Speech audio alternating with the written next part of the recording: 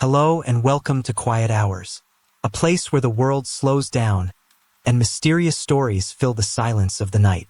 Before we begin, make sure you're comfortable and ready to relax. And if you enjoy these relaxing horror stories, don't forget to like the video and subscribe. Now, let the quiet take over and the story begin. I remember the night vividly. My friend Olga and I had been scheming for months to find a chance to go ghost hunting together. And at last, I found a babysitter for my son that would free me up for the evening. Our plan was to explore 3 allegedly haunted places in the area, with the infamous Jericho Covered Bridge as our major destination. The Jericho Bridge, built in 1865, is one of the few original covered bridges left in Maryland. It spans a small creek in Harford County, connecting a narrow country road. About a mile north is a historic mill and old village, and local lore says multiple deaths happened near the bridge, plus rumors of animal sacrifices and satanic rituals performed in the woods between the village and the bridge. If you follow a trail into that wooded clearing, you can still see marks on the trees. Another rumor claims that if you stop on the middle of the bridge after midnight, turn off your car, flash your headlights 3 times, and beep your horn thrice, you'll see someone hanging from the rafters in your rearview mirror. I had never tested that rumor personally. Every time I'd driven through, I already felt edgy enough just from the energy of the place. So that night, Olga picked me up at around 10. We were both excited, but also a little wary. We grabbed Alicia, another friend, and set off to our first location, a large plantation and manor house maybe 20 minutes away. The place was private property, with a long quarter-mile driveway that stretched back from a fence by the main road. We parked near the fence, but noticed some neighbors nearby who might see us trespassing, so we didn't dare continue. We didn't want trouble. In short order, we left and decided to head straight to Jericho Bridge instead. We arrived near the historic village, which had a small lot where we could park, and from there we planned to walk on foot down Jericho Road to the bridge. It felt more adventurous than doing the car trick, but it was also quite dark outside. The hour wasn't terribly late, maybe around 11, but I worried about oncoming traffic more than ghosts, since Jericho Road is an actual public route. The road is only partially lit. There's a street light near the village intersection, plus a couple of new lights by each end of the bridge. The stretch in between stays pretty dark, so we lit our way with our phones. As we strolled, we heard typical night sounds. Crickets, the breeze through leaves, small rustlings. Even so, the place had a tense vibe. Then, as we neared the northern entrance of the bridge, where a light stands, I felt a shift in the air. Olga said she felt something, too. The strangest part was that suddenly we could see our breath hanging in front of our faces, like on a cold day. But this was late August, and it had been around 80 degrees. There was no earthly reason for anyone's breath to condense. Plus, Alicia couldn't see hers. Only Olga and I saw visible breath, which gave me the impression the spirit activity was focusing on the 2 of us. Inside the bridge, the atmosphere felt more complicated. I picked up on multiple presences, but they weren't threatening at first. In fact, they felt playful, curious. I even sensed someone or something trailing behind me, as though a phantom figure hovered over my shoulder. I got all the way to the middle of the bridge, and abruptly, the energy shifted from mild to menacing, like a jolt of warning in my mind. I heard an internal message. You need to go, and you need to go now. I tried to ignore it for a second, but the feeling only intensified. I stepped out to the south entrance, and was hit by a wave of dizziness, almost faintness. It was like stepping into a vortex. The moment my senses cleared, I felt a strong, dark force nearby, far more negative than anything I'd felt on the other side. Just then, the 3 of us heard humming. It sounded like a human hum, coming from beneath the bridge. Confused, we tried to film or record audio on our phones, but we couldn't get sound on any of our videos or voice recorders. It was as though something was muting the devices. Olga peered over the stone wall to see if someone was actually down in the creek bed, then said, "I think I see someone down there." At that point, alarm bells rang in my head. I told her we had to leave immediately, because I got the sense that this presence was truly dark. Meanwhile, Olga was pointing to something in the darkness, stammering, "Do you see that?" I said, "No, but I can feel it." We all started running back along the road to the car. We'd barely gotten past a small trail leading into the woods when a whisper, childlike but undeniably sinister, spoke. "Come with me!" All three of us froze in our tracks, eyes wide. Olga asked, "You heard that?" We all said yes. We tried not to panic, but our pace quickened. Then Olga, in front of me, gasped in pain. She bent down, pulling up the leg of her leggings to reveal 3 fresh, bloody scratches on the back of her ankle. I moved to help her, but at that moment her key fob, attached to her lanyard by a new climbing carabiner, just flew off and landed about 6 feet away. We had no time to question how that was possible. We scooped it up and sprinted to the car, noticing that the entire walk back, Olga and I still saw our breath in puffs of fog, while Alicia remained unaffected. It was as though the cold presence had followed us right up to the door, only letting go once we got inside and started the engine. Despite the initial plan to hit 3 places, we were so shaken that by the time we arrived at the final destination, a historic mansion, we couldn't focus. We circled the mansion's perimeter once, half-heartedly looked around, then left. We were done for the night. A few days later, I shared the story with a client of mine, who also had an interest in paranormal phenomena. She told me that back in the 80s or 90s, there had supposedly been a coven of witches who performed a ritual at Jericho Bridge to keep some malevolent entity contained. They'd carved or drawn symbols on the floorboards and near the entrances. However, in 2015, the bridge was refurbished, and those old pieces of wood bearing protective markings were replaced, freeing whatever was trapped. It was a chilling explanation that fit too neatly with our unnerving encounter. Months later, on Memorial Day the following year, my fiancé, then my boyfriend, and I visited a park near that same historic village for a daytime picnic. The place had a few trails, one of which led from the old mill all the way to Jericho Bridge, winding through scenic woods along the creek. Since it was broad daylight, I thought we'd be safe to explore. We started hiking, the weather bright and the trail peaceful at first. But maybe 15 minutes in, a heavy sense of dread overcame me. My chest tightened, and my nerves stood on edge. The fiancé noticed my discomfort and asked if I was okay. I said we needed to turn around. I just knew going forward would be a mistake. We never even saw the bridge from that trail. We left, my heart pounding, certain that the same dark energy that attacked us at night lingered there, even in daylight.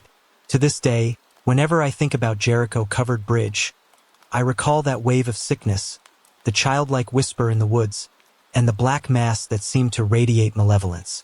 Even more, I remember Olga crying out in pain, discovering those 3 scratches, and seeing her key fob fling itself off her lanyard. It was enough to convince me that the place holds more than just local ghost stories. There's something truly dangerous at Jericho Bridge. If the witch's protective spell was undone by the bridge's renovations, it's likely free to roam that area now, lurking in the shadows. I haven't gone back at night since. Even thinking about it stirs up a mild panic, the memory of that sour feeling that told me, "Go now." Some skeptics might say we had overactive imaginations, but you can't explain the key fob flying off, or how we all heard the same disembodied voice, or why Olga got scratched with no rational cause. When it comes to ghostly legends, I usually try to keep an open mind but remain cautious. With Jericho Bridge, though, I'm fully convinced there's a presence, and not a friendly one, waiting after dark for unwary explorers who might be enticed by the local legends. For me, that knowledge is enough. I won't tempt fate by returning, because sometimes these stories are more than just rumors. I remember that evening with a clarity that still makes my heart race whenever I think about it. I was in my final year of high school, and like many older students, I was roped into volunteering for a special event for incoming kids. Every year, the school organized these fun activities to help newcomers get to know one another and ease the tension of a brand new environment. It was the sort of event that ran well into the evening, with games and laughter filling the hallways. By the time everything wrapped up, the younger students were ushered into the gym with their sleeping bags to settle down for the night. Us volunteers, however, had a different job, cleaning up the mess left behind across the sprawling campus. Our school was bigger than what you might imagine for a smallish community. Two large buildings formed the main part of the campus, each with multiple floors, and a covered bridge connected them. The interior had long corridors with rows of lockers and windows overlooking courtyards or lawns. It was a place that felt alive during the day, always bustling with students scurrying from one class to another, cramming textbooks into bags, or chatting about trivial dramas. But that night, most rooms stood silent, the overhead lights switched off in many sections. The building took on an eerie calm when stripped of the usual daytime chaos. In the back of my mind, I was aware that being at school so late was unsettling. Yet I kept telling myself that it was all in my head, that these big, echoing halls were only ominous because I wasn't used to seeing them empty. I had left my phone in a classroom where we volunteers had kept our belongings, so I couldn't rely on the flashlight feature if I needed it. This was a bit of a problem because the corridors were long, and each section of lights had to be turned on or off with a switch placed at intervals along the walls.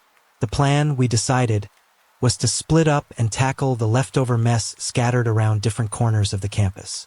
Some volunteers headed toward the cafeteria, others to the assembly hall, some to random classrooms, and I ended up assigned to the chapel area. The presence of a chapel might seem unusual, but our school had a bit of a tradition. Although not everyone was religious, the space was there for quiet reflection, occasional events, and whatnot. Usually, it felt like any other room. Carpeted floors, rows of chairs, and a small altar. The difference that night was that everything was dark and hushed. I trudged alone down a hallway leading to the chapel, turning lights on as I went. Behind me, each corridor I'd come from slipped back into darkness as I progressed, because we were expected to turn lights off once we were done. My steps echoed in the silence. With each flick of a switch, a row of bulbs fizzled out behind me, leaving that stretch of hallway black. Inside, my imagination started acting up. It was the kind of sensation you get when your back is turned and you're sure something is creeping behind you. I tried to ignore it, focusing on the practical tasks. Pick up leftover items, fold and stack any chairs, check for dropped bits of paper from the day's activities. But the looming hush pressed in on me. I missed the usual scene of people scurrying around, music playing over speakers, or even the sound of some teacher lecturing a straggling student to hurry along. At last, I reached the door to the chapel. Because it was built in a slightly older style, with wooden doors and stained glass windows, it had an old-fashioned vibe that could be charming during the day but felt unnerving under flickering evening lights. I tried the handle and let myself in. To my dismay, the place was pitch black, and I had no idea where the light switch was. The only reason I could see anything at all was the faint glow from the hallway behind me. I realized I'd be stumbling around if I stepped too far inside. Luckily, as soon as I scanned the floor near the doorway, I saw some items that we volunteers had left there earlier, probably props or materials for a game. I bent down, gathered them in my arms, and decided there was no point lingering if I didn't have a flashlight. I'd intended to do a more thorough job, but in that moment, I felt the weight of the dark space pressing on me. The quicker I got out, the better. After scooping up the stuff, I backed out, quietly shutting the chapel door behind me. I drew a breath, relieved that I could still see the lit hallway outside. But as I locked up, an odd sensation prickled at my nerves, something that told me not to get too comfortable. I rationalized it as typical imagination. All those nightmarish scenes in movies featuring deserted school corridors, flickering lights, strange shapes lurking behind corners. Yet a disquiet lingered in my chest. I exhaled, turned away from the chapel, and took a step. Suddenly, the overhead lights in that section died with a silent flick. My head whipped around to see if a colleague might be playing a prank. The corridor behind me was dark, but I could make out that the lights further down in the distance were still on. Nothing else moved. A chill danced along my spine. My arms tightened around the bundle of objects I was carrying. This was the moment my sense of calm began to unravel. I told myself not to panic, that maybe someone was toggling switches in another part of the building.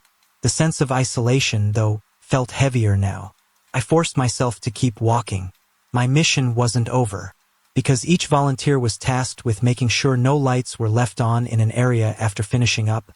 I had to continue turning them off behind me.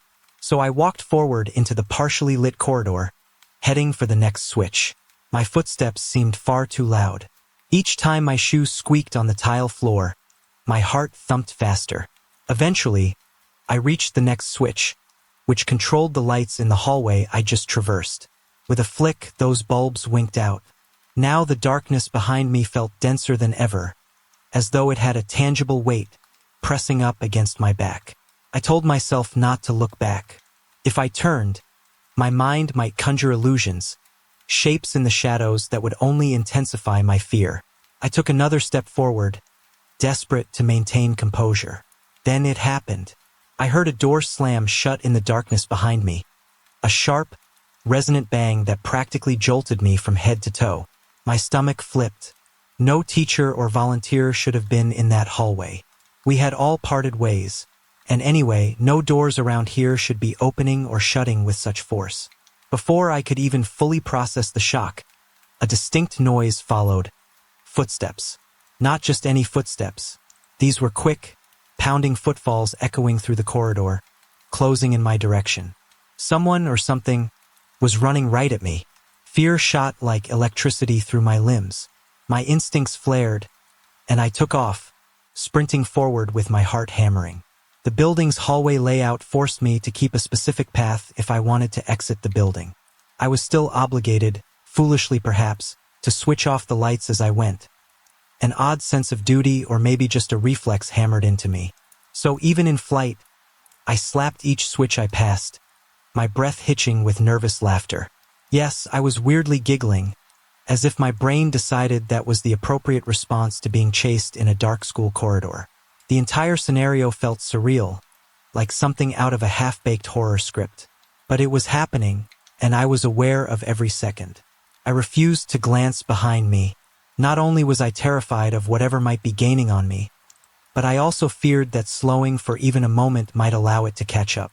The clatter of footsteps in pursuit reverberated in my ears. Darkness trailed behind me, growing with each switch I shut off. My lungs burned as I forced myself to keep running, navigating corners by memory. Usually, that building's hallways felt endless during regular school days, but that night, they seemed to stretch on forever, each meter of hallway an obstacle to get past. Then, at last, I reached the bridge that connected Building B to Building A. My plan was to head to the classroom where the other volunteers were gathered, which was in Building A. The moment I barreled onto that bridge, the noise behind me stopped as if cut by a knife. No more pounding footsteps, no more sense of anything close. The hush returned, the only sound my own panting. The lights on that enclosed walkway were always left on, so I didn't need to turn anything off. I dared to slow my pace, glancing over my shoulder. That unbroken darkness of the corridor lay still, as if no one had ever been there. My heart hammered, and sweat trickled down my back. I was half expecting a shape to materialize, but it never did. Shoulders tense, I pressed forward and hurried into Building A. My only thought was to find the other volunteers, to confirm no one was pranking me. I followed the corridor to the classroom we had used as our base. There I found them all. They were sprawled out with their snacks or finishing the night's tasks, chatting about the day. The moment one noticed me, they asked, "Where have you been? We started to worry you got lost." Another pointed out that I looked pale. "Are you okay?" I tried to regain composure, swallowing the lump in my throat. "Hey, was anyone else in Building B just now?" My voice must have shaken because they shot me puzzled looks. One volunteer answered, "No, not at all. Once you left, we realized we were all assigned to different areas. Building B is mostly your territory right now." "Why?" I scanned their faces. No one looked sweaty or out of breath. No one seemed giddy from a successful prank. They were all honestly confused by my question. Then I realized there was no way they could have reached the classroom before me anyway, since the enclosed bridge was the only direct route between the two buildings. If someone had pranked me, they'd still be behind me, forced to cross that same bridge. I would have seen them or they'd come in later, panting. But everyone was already settled, calm, and obviously had been for a while. I didn't offer many details. "No reason," I mumbled. "Just thought maybe someone else was over there." They kept pressing, but I shrugged it off, not really wanting to admit I'd fled from phantom footsteps. A swirl of relief and confusion filled me. I stayed with them, double-checking if they needed any help. Inside, I couldn't stop replaying the moment the door slammed and the chase started. My mind flicked to all the typical rational answers. A draft causing a door to bang, or some piece of equipment dropping. But the footsteps, that was harder to rationalize. Could it have been my imagination conjuring illusions in a quiet corridor? Possibly, but everything sounded so real, so distinct, that I can't neatly dismiss it. The rest of the night ended uneventfully. Eventually, we all went home. For a long time, I remained haunted by the question. Had I turned around in that corridor, what might I have seen? A figure? Darkness shaped like a human silhouette? Or nothing at all, while my ears played tricks on me? The memory is vivid. The overhead lights flicking off in sections, the sudden door slam, the pounding footsteps echoing in the hallway, and me racing to flick each switch as I went. Even recalling it makes my chest tighten. After that incident, I vowed never to volunteer to stay late at the school again. When I told a couple of close friends about my story, they tried to guess what caused it. One said maybe a teacher was working late, got spooked themselves, and ran. Another insisted it had to be a prank. A third friend suggested maybe the building's old pipes or some mechanical system caused the banging. But none of those explanations account for the distinct chasing footsteps, especially how they kept pace with me until I hit the bridge. And nobody can explain how it all abruptly ceased the moment I stepped into the lit walkway. It was as though crossing that threshold ended the pursuit. In truth, I never found a definite explanation. The school is old, but it's not known for ghost stories.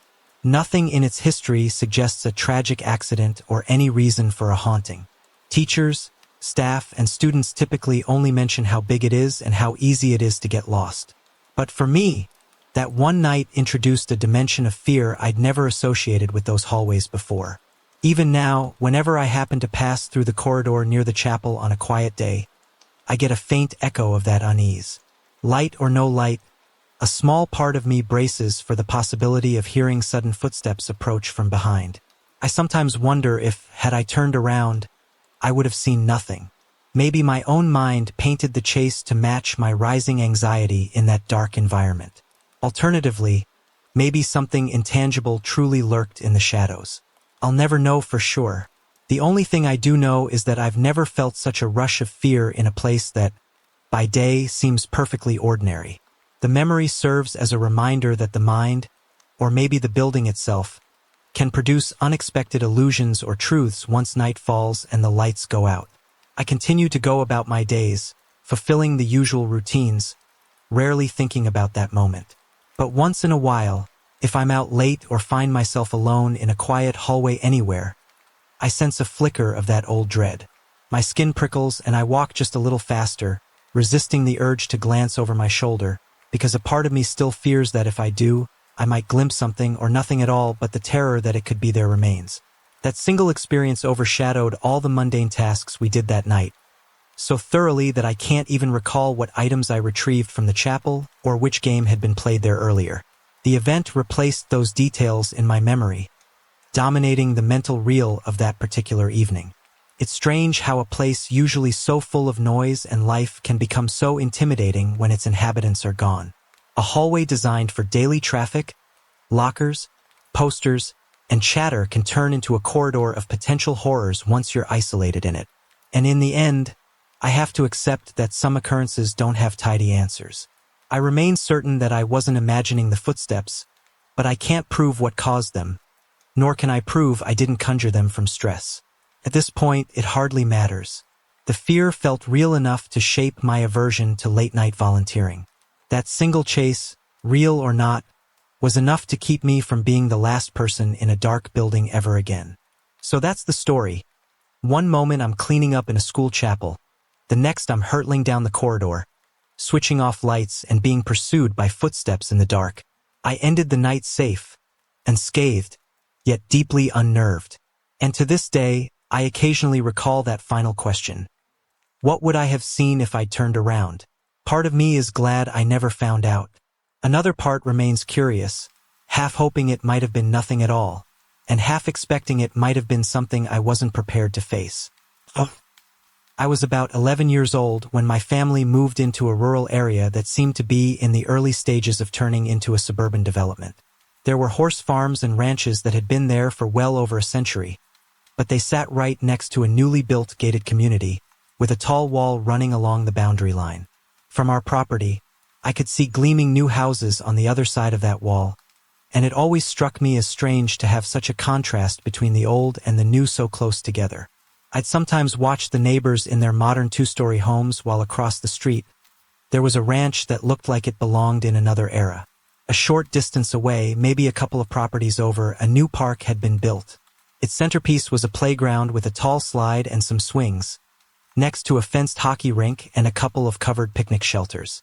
There were also restrooms, which the county must have installed around the same time. Beyond that, there was a broad grassy field, then a band of woods that marked the park's back boundary. They'd paved a quarter-mile loop of jogging path that curved in and out of the treeline, and you could see folks from the subdivision come out through a gate in their wall to use the park. I spent plenty of afternoons there, running around in the field or exploring the edges of the woods. Even in daylight, though, those woods carried an odd sense of mystery, as though they guarded old secrets from the 1800s. There were stories about how the region had been active during the Seminole Wars, with a few small forts dotted around, but I never gave that much thought until later. You see, we'd catch glimpses sometimes. A shape moving at the tree's edge, or a fleeting shadow among the trunks. The wind would blow through the branches in the evenings, and I'd feel a heaviness in the air, like the woods wanted me to stay out. It was spooky, but never enough to keep me completely away. Then, everything changed when one of the local boys discovered a grave. He was older than me by a bit and lived up the same dirt road. One day, he ventured deep into those woods behind the park and found an old barbed wire fence. Being curious, he hopped over it and stumbled upon the crumbled remains of a barn hidden in thick undergrowth. And in a clearing within that ring of trees, he found a gravesite, a marker for a settler who had died in the Seminole Wars era. The poor man had sent his family away for safety while he stayed to fight, and was apparently killed. His comrades also died, so no one was left to record the burial location. It had been lost for over a century until that boy happened upon it. Naturally, this discovery became local news, with a picture of the old tombstone in the newspaper. Unfortunately, it wasn't long before vandals decided to mess with the grave, scrawling graffiti or worse. That's when the real troubles began. At first, it was just small things, like the sudden surge of snakes. We'd see a black racer or a rat snake from time to time before, but now we were spotting venomous cottonmouths all over. Each week, we'd run into several, slithering far closer to our homes than usual. Then the crows came, perching on the power lines every morning, cawing and shrieking incessantly. It seemed as though the environment itself was shifting, becoming unsettled. An early chill set in that September, and almost every night we'd get a thick mist that wouldn't burn off until late morning. That mist lingered near the woods, draping the treeline in a gauzy white, so you couldn't see more than a few feet in. Sometimes, I'd swear I saw the outline of something large and dog-like moving within that haze, its head low to the ground, sniffing around, but I could never get a clear view. All of it culminated in a sort of oppressive atmosphere. Fewer kids ventured out to the park. Parents, too, felt uneasy, though they wouldn't admit exactly why. My cousins happened to be living with us at that time. They were waiting for a double-wide trailer to be set up on the back portion of our property. In the meantime, they slept in the main house with us. One night, my older cousin, who shared a room with my brother, got fed up with my brother's late-night video gaming on his new PlayStation. Hoping to find peace and quiet, he grabbed his blankets and pillows and trudged across the yard in the dark to that trailer, intending to crash in it even though it still lacked electricity and running water. On his way, a black cat darted from beneath one of our sheds and sprinted across his path, giving him a start, but he kept going. Once inside, he locked the door and headed down the hallway to the bedroom. He climbed into the top bunk and tried to relax. After a few minutes, he heard heavy, deliberate footsteps making their way toward him from the other end of the trailer. The footsteps paused outside his door. The handle didn't. move, but he said it felt as though something leaned into the doorway, watching him from just out of sight. Scared, he pulled the blanket over his head. After a minute, the presence left. Eventually, he dozed off. The next morning, he told us about it in hushed tones, though we tried to laugh it off. Things reached a new level not long after that. Some church friends dropped by for coffee and cake, bringing along a couple of teenage girls. They were bored after a while and suggested we play manhunt in the park under the moonlight. I didn't want to go at first, remembering the recent string of weirdness, but my protests didn't stop the older kids from dragging me along. We decided the woods would be out of bounds, a rule that made me breathe a little easier. The evening started off decently. A full moon lit the field, and we had a few flashlights if needed. We played a couple of rounds of manhunt, scurrying around under the starry sky, shining our flashlights at one another, tackling each other among the picnic tables. After a while, I started to let go of my anxiety and actually have fun. Then came the final round.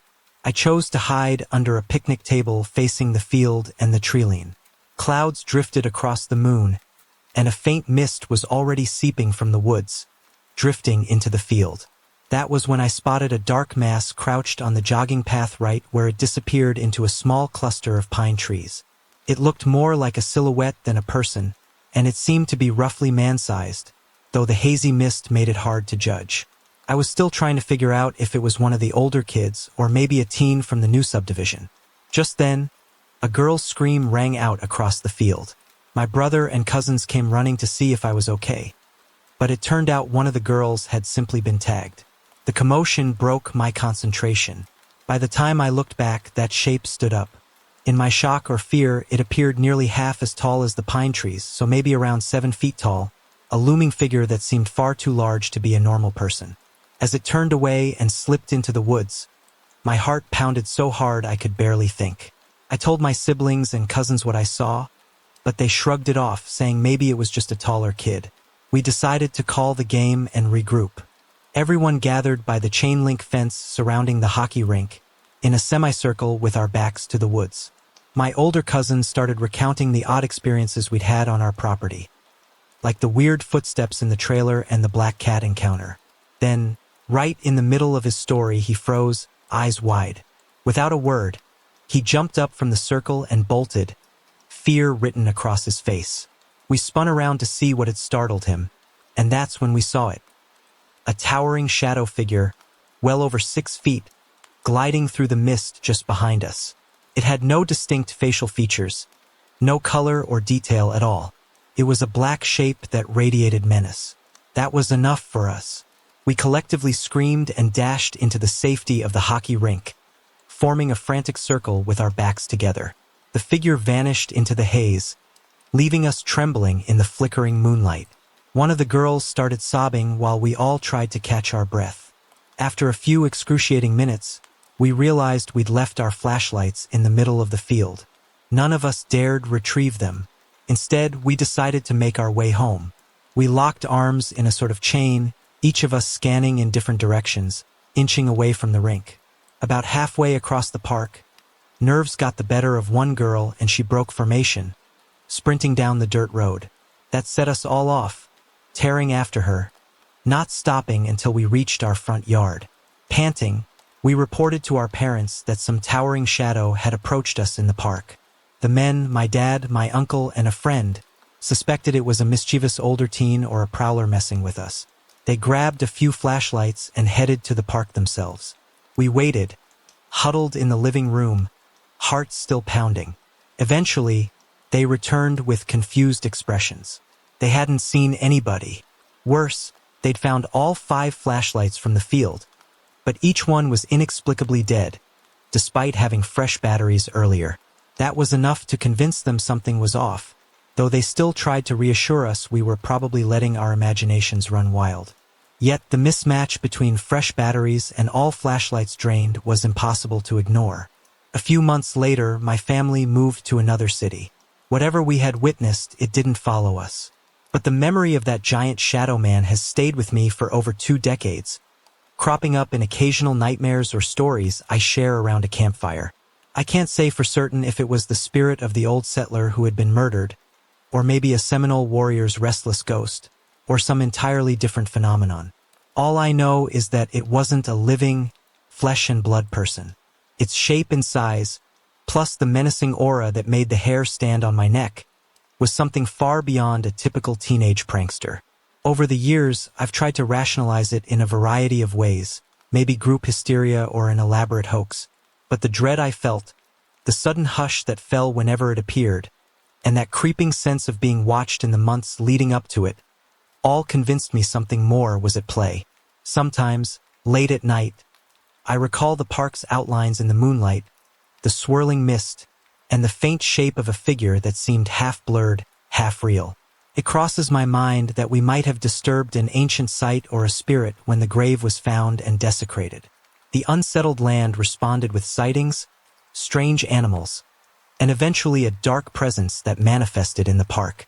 After all these years, the event remains my most vivid brush with the unknown, a moment that set my pulse racing and forced me to reconsider how much we don't understand about the world around us.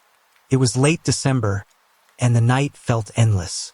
Scott drove along a narrow country road, his headlights barely piercing the thick darkness.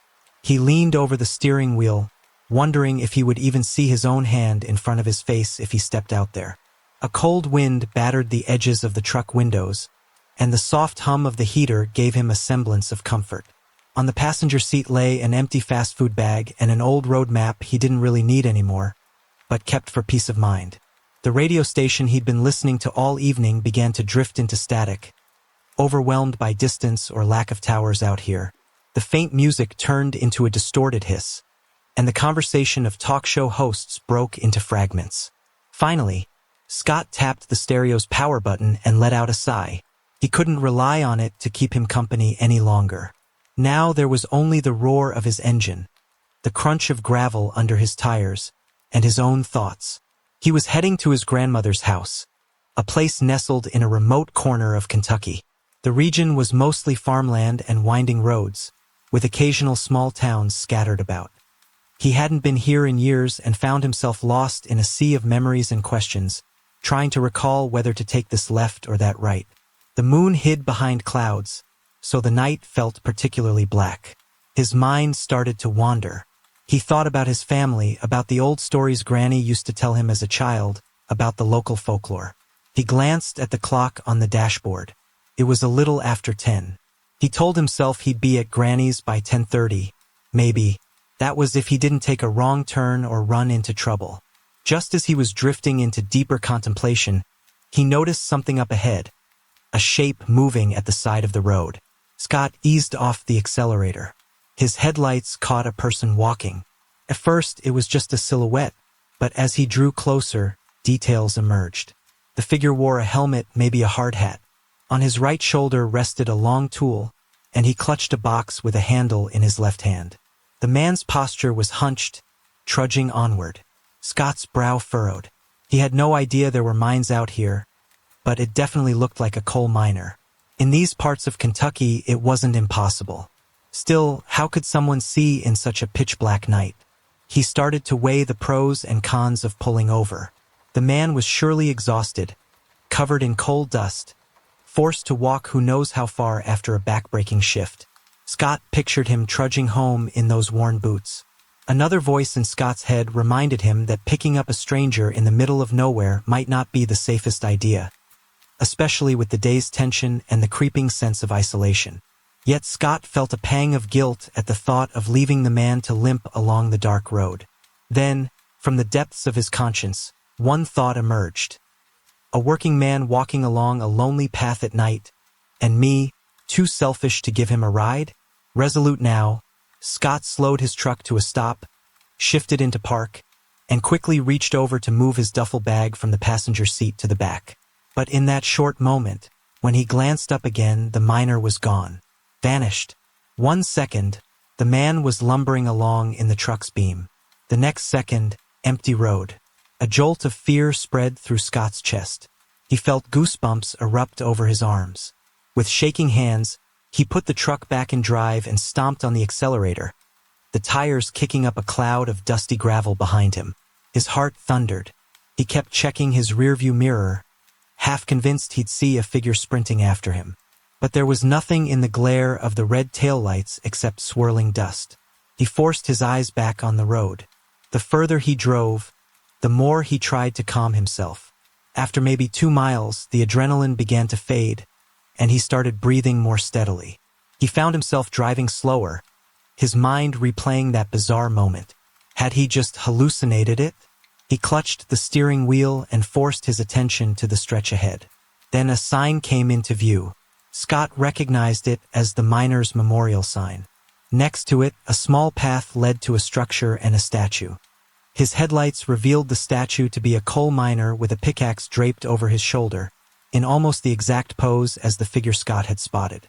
That realization sent a wave of fresh fear through him, reminiscent of his father's old ghost stories. Scott felt his knuckles tighten on the wheel. He pushed the pedal and shot off onto a more familiar blacktop road that would lead him directly to Granny's. By the time he arrived, the house was aglow with Christmas lights, a festive break in the otherwise somber night. It was close to midnight when he settled into the spare bedroom, lit warmly by an old lamp, its shade printed with cheerful holiday patterns. But despite the comforting decorations, he couldn't sleep. He lay wide awake, staring at the ceiling, pondering the vanished miner. Eventually, he dozed off into a restless slumber, never quite forgetting the image of the man and his abrupt disappearance. At dawn, the urge to know more about last night's incident seized Scott's mind. After a quick breakfast, he told Granny he was going out for a drive. He couldn't bring himself to detail his exact motives, afraid she might brush it off or, worse, confirm that these roads held some sort of ghostly presence. So he climbed into his truck and retraced his route back toward the Miners' Memorial. This time, with daylight flooding the landscape, the place looked vastly different. In the golden morning sun, rolling hills of farmland stretched out, and the once foreboding road now seemed merely dusty and unremarkable. And yet, even in daylight, Scott felt a subtle heaviness. The environment seemed to carry a memory of the night's darkness. He slowed well before reaching the memorial, pulling off where a small gravel patch met the ditch. When he shut off the engine and got out, the morning air was crisp. Birds chirped in the distance, but there was an undercurrent of silence that didn't sit well with him. He walked a short way, scanning the area for any signs, footprints maybe, or an old path that the miner could have taken. The ground was scattered with leaves and bits of stone. A short distance ahead, he saw a house, an older structure with worn paint and a sagging porch. Nothing about it looked inviting, but it was the only dwelling in sight. Approaching it, Scott noticed some small holiday decorations, a wreath on the door, a string of faded lights around a window, enough to make him think maybe someone was home. He climbed the steps and rapped gently on the wooden door. He waited about a minute, ready to knock again, but then the door creaked open on its own, revealing a woman who looked as if she'd lived 100 lifetimes. She had a lined face and spoke with a thick accent, her voice raspy but calm. "I reckon I know why you're here," she said before stepping away, beckoning him inside without further explanation. Unsure, but strangely compelled, Scott mumbled thanks and followed her in, shutting the door behind him. The living room smelled of wood smoke and old, dusty antiques. Shelves displayed black and white photos of men in overalls, of children standing in front of barns, along with porcelain figurines that might have been decades old. A large deer head, complete with a wide span of antlers, was mounted above the fireplace. The old woman gestured to a worn leather couch. "Sit if you like," she offered. "Want anything to drink?" "Just some water, please," Scott replied, settling on the couch, feeling the creak of old springs beneath him. Nodding, she headed into the kitchen, leaving him a moment to observe. Framed pictures on the walls showed old mines, family gatherings, and what looked like a local baseball team in black and white. Then she returned, handing Scott a bottle of water. He thanked her. She took a seat across from him. "Let me guess," she said. "You saw something on the road last night." Her voice carried the weight of someone who'd heard this story a dozen times. Scott's pulse quickened. He recounted his run-in with the coal miner, the figure that vanished, and how spooked he'd been. She listened without reacting much, her expression calm, as though he were telling her the mildest piece of news. Eventually, he asked if she knew about any living coal miners in the area, or if there was a mine. She drew a long breath. 50 years ago, 38 men died in a coal mine explosion over yonder, she began. People say some of them never truly left. She then explained that there used to be a mine called Hurricane Creek, and on December 30th, 1970, a tragic explosion occurred hundreds of feet underground. My husband was one of them, she said quietly. I'm sorry, Scott said genuinely. She nodded, continuing with more details. The mine owners cut corners. The place wasn't up to code. Inspectors were bribed. Some men had even witnessed suspicious fuse lines. The explosion was no accident, at least not in the pure sense. A dark wave of wrongdoing had claimed dozens of lives.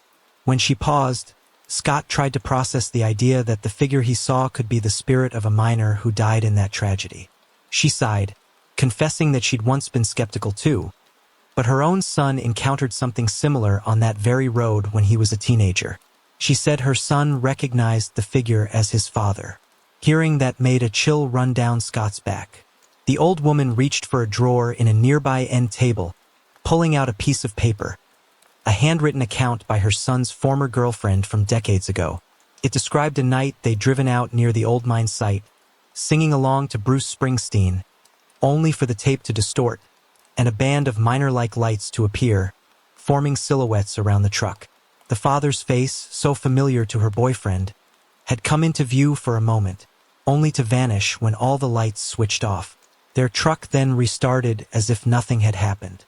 Scott read it, feeling his heart thunder at each word.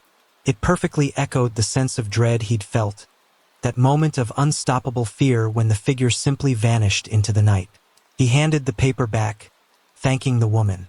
She patted his hand, telling him her grief was long behind her. But these ghostly visitations were simply a legacy of the injustice done to the miners all those years ago. Eventually, Scott left, feeling both unsettled and oddly relieved that he wasn't alone in his experience. On his way out, she told him, "Be careful on that road after dark. If you see him again, try not to fear him too much. He might just be trying to find his way home." Scott drove back, the midday sun making the landscape seem friendly and safe. Yet the memory of that dark figure remained clear in his mind, as did the haunting words of the letter. Now he had some understanding. The spectral miner was likely connected to that 1970 explosion, wandering the roads near the memorial. The guilt or rage from such a tragic event might have anchored spirits to that place. He spent the afternoon at his grandmother's, quietly reflecting on what he'd learned.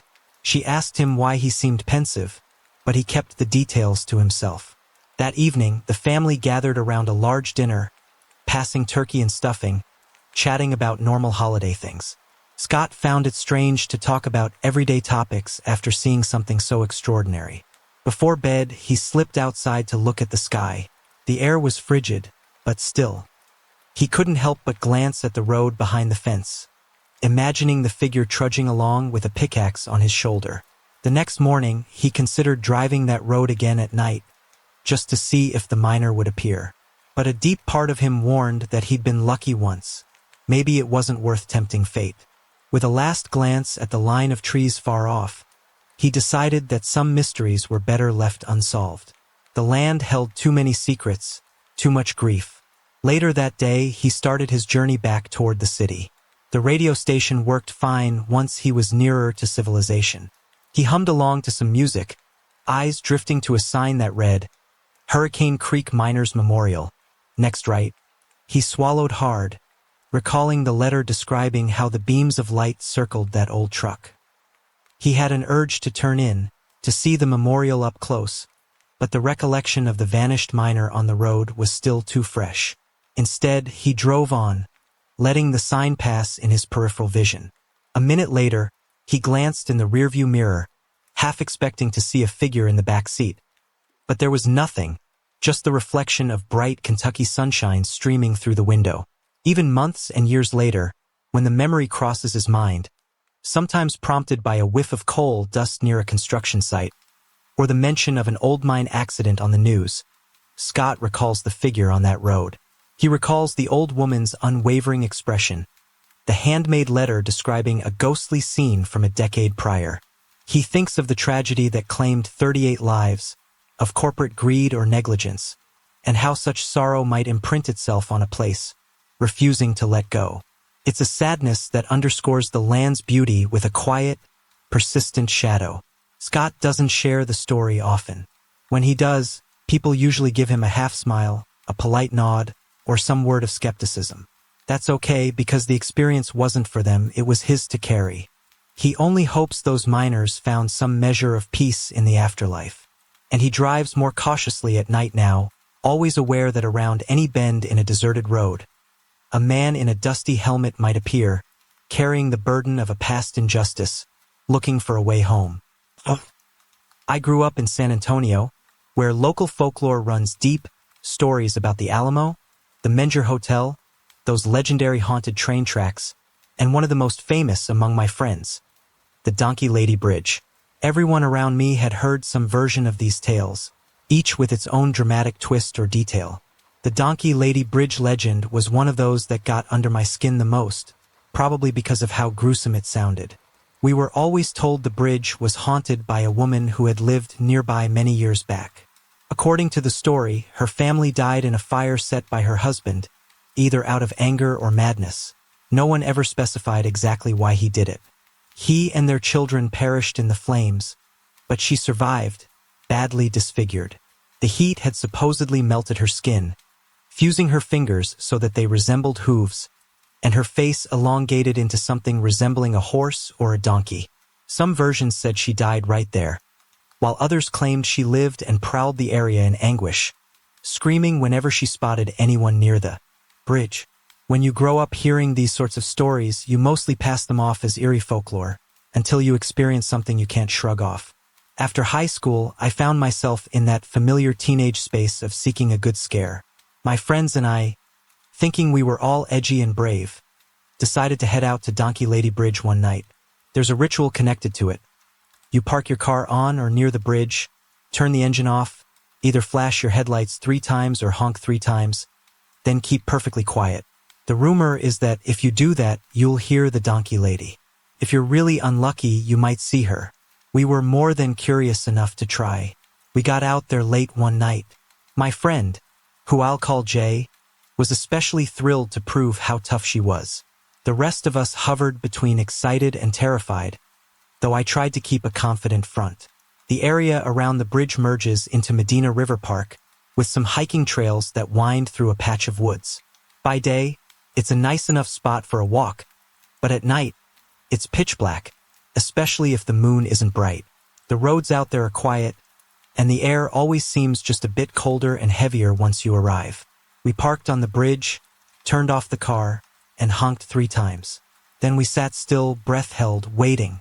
The first thing we heard sounded like hooves on pavement, kind of a gentle clip-clop, but it got louder as if it were approaching. Then came a scream, a distorted sound like a woman's voice mixed with an animal's braying. It wasn't a trick of the wind or a distant coyote. The effect was so disturbing that we all felt our hearts skip a beat. The noise cut off abruptly, leaving only the night's stillness. Nobody spoke at first. We were all absorbing it, adrenaline pumping in our veins. That's when Jay, to our complete dismay, decided she needed to look around. She was dead set on exploring, even though the rest of us were freaked out. But we couldn't just let her wander off on her own. If something was out there, it might not be safe. So, against our better judgment, we locked the car and followed her.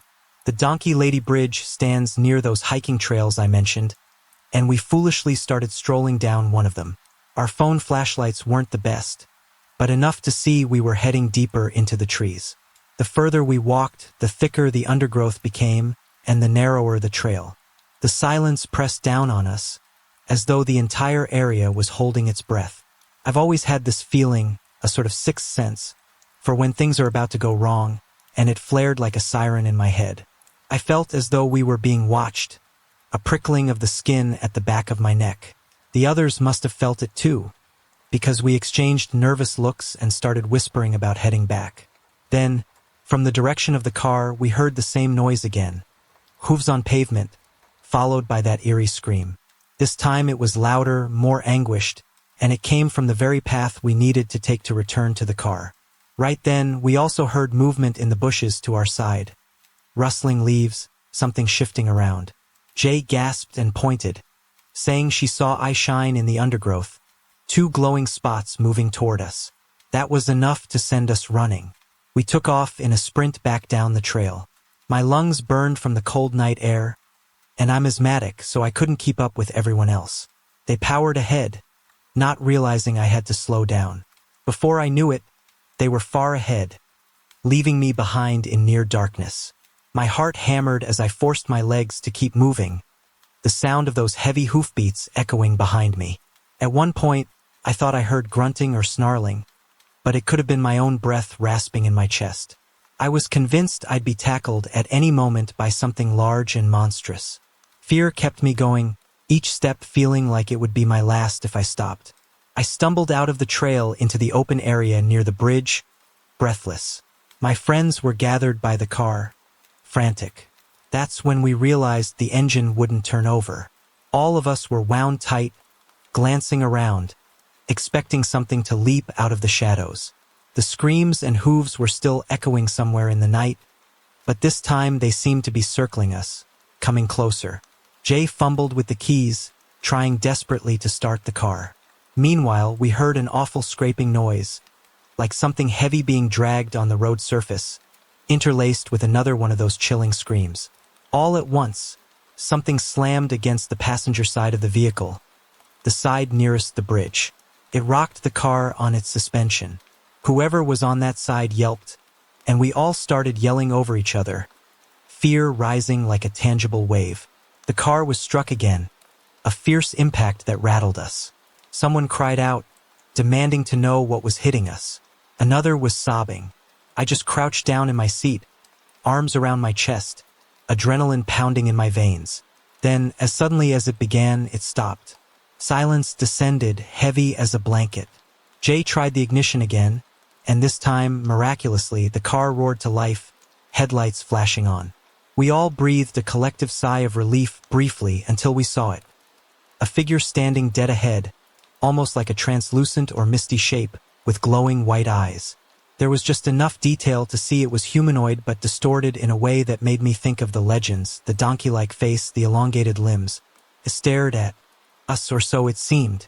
Jay, shaking, managed to shift into drive. The headlights locked onto the figure, and in the next second, it charged forward, leaping onto the hood before vanishing as though it was never there. Our only thought was to get the hell out of there. The tires screeched, and we shot off down the road back into the city lights. We must have hit every bump and pothole, but no one cared. By the time we parked in front of my house, the entire car was silent. We sat catching our breath, each of us glancing at one another with wide eyes. No one could put into words what had just happened. Eventually, we all crashed at my place, hoping daylight might make sense of things. Morning came and we went out to inspect the car. There were no dents or scratches where we'd felt those hits, which baffled us. It looked physically undamaged, but bizarrely, there were hoof-like prints in the dust covering the exterior, as if some creature had clambered over the metal with 2 or 4 hooves. Each one was distinct enough that no one could write it off as a smudge or a handprint. After that, we tried returning to Donkey Lady Bridge a few times, but we never recreated that experience. We avoided honking or flashing the lights, never again wanting to provoke whatever roamed those woods. Sometimes we'd feel a sense of foreboding out there, a lingering heaviness, but we never saw or heard the Donkey Lady. Maybe we'd had our dose of the legend and she'd decided not to torment us further. Or maybe we just got lucky. To this day, I can't forget how her eyes glowed in those headlights, the frantic pounding on the car, and the petrifying screams. People ask me whether I believe in ghosts or demons or cryptids. Before that night, I would have shrugged and said I'm open to possibilities, but not convinced.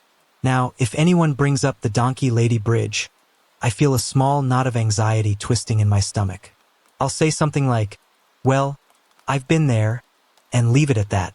If they press for details, I'll recount the story, half laughing at how terrified we were, but underneath the laughter, I remember how real it all felt. I can't say definitively what we experienced that night, whether it was truly the spirit of that disfigured woman from the local legend or some other force playing with our senses. But the marks on the car and the fear I felt were very real. It taught me that sometimes old stories, legends we hear growing up, might hold a kernel of truth. Maybe the donkey lady never existed, or maybe she did in some tragic form. But whatever lurks around that bridge, it made its presence known to us. I haven't gone back since, and I don't think I ever will. There are enough mysteries in the world. I don't need to repeat the one that left me breathless and trembling on a remote Texas road under the moonlight. I remember it was a late evening when my two close friends, whom I'll call A and K, came over to my house for one of our regular sleepovers. We were all in our later teenage years, old enough to drive but still living under our parents' roofs. We'd had plenty of nights like this before, staying up, watching horror movies, talking about people we knew, and sometimes dabbling with more unusual activities like trying to make our own Ouija board. We were a curious trio, fascinated by the idea that perhaps there was another realm out there beyond our immediate, everyday reality. While we understood that Ouija boards weren't toys and that they came with real risks, the three of us still couldn't help but be drawn in by the possibility of communicating with spirits. We had dabbled in seances a couple of times prior, always following certain precautions. We'd say prayers, light candles, burn incense, and arm ourselves with objects we believed could offer protection. We had crystals, little pieces of silver, and other trinkets that each of us felt would help ward off anything malicious. Despite our awareness of the dangers, it was thrilling to think we might speak to an entity who'd share secrets from beyond. That night, we prepared our homemade Ouija board once again. It was a makeshift thing we'd crafted from a sturdy piece of wood, carefully marking it with letters, numbers, and words like yes, no, and goodbye. We even had a planchette that we'd carved from some scrap material. Before sitting down to begin, we made sure to set the mood, dimming the lights in my living room, letting the gentle glow of candles create dancing shadows on the walls.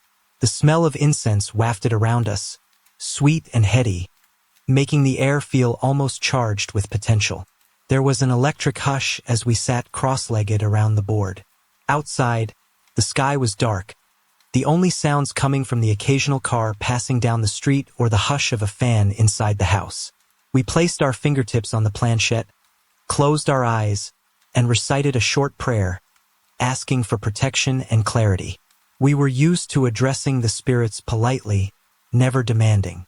We'd heard enough stories about how being disrespectful could open doors we didn't want to open. Gradually, the planchette began to move beneath our fingertips. I felt my pulse quicken, that familiar mix of excitement and apprehension settling into my stomach. Kay, who tended to be the most open and sensitive to these experiences, was already softly whispering that something was trying to come through. We asked if there was a spirit who wished to talk with us. Slowly, the planchette spelled out a name, Warren. We recognized this name right away. It belonged to a spirit we'd encountered in previous sessions. Warren had come across as a gentle presence, an entity that didn't seem malevolent.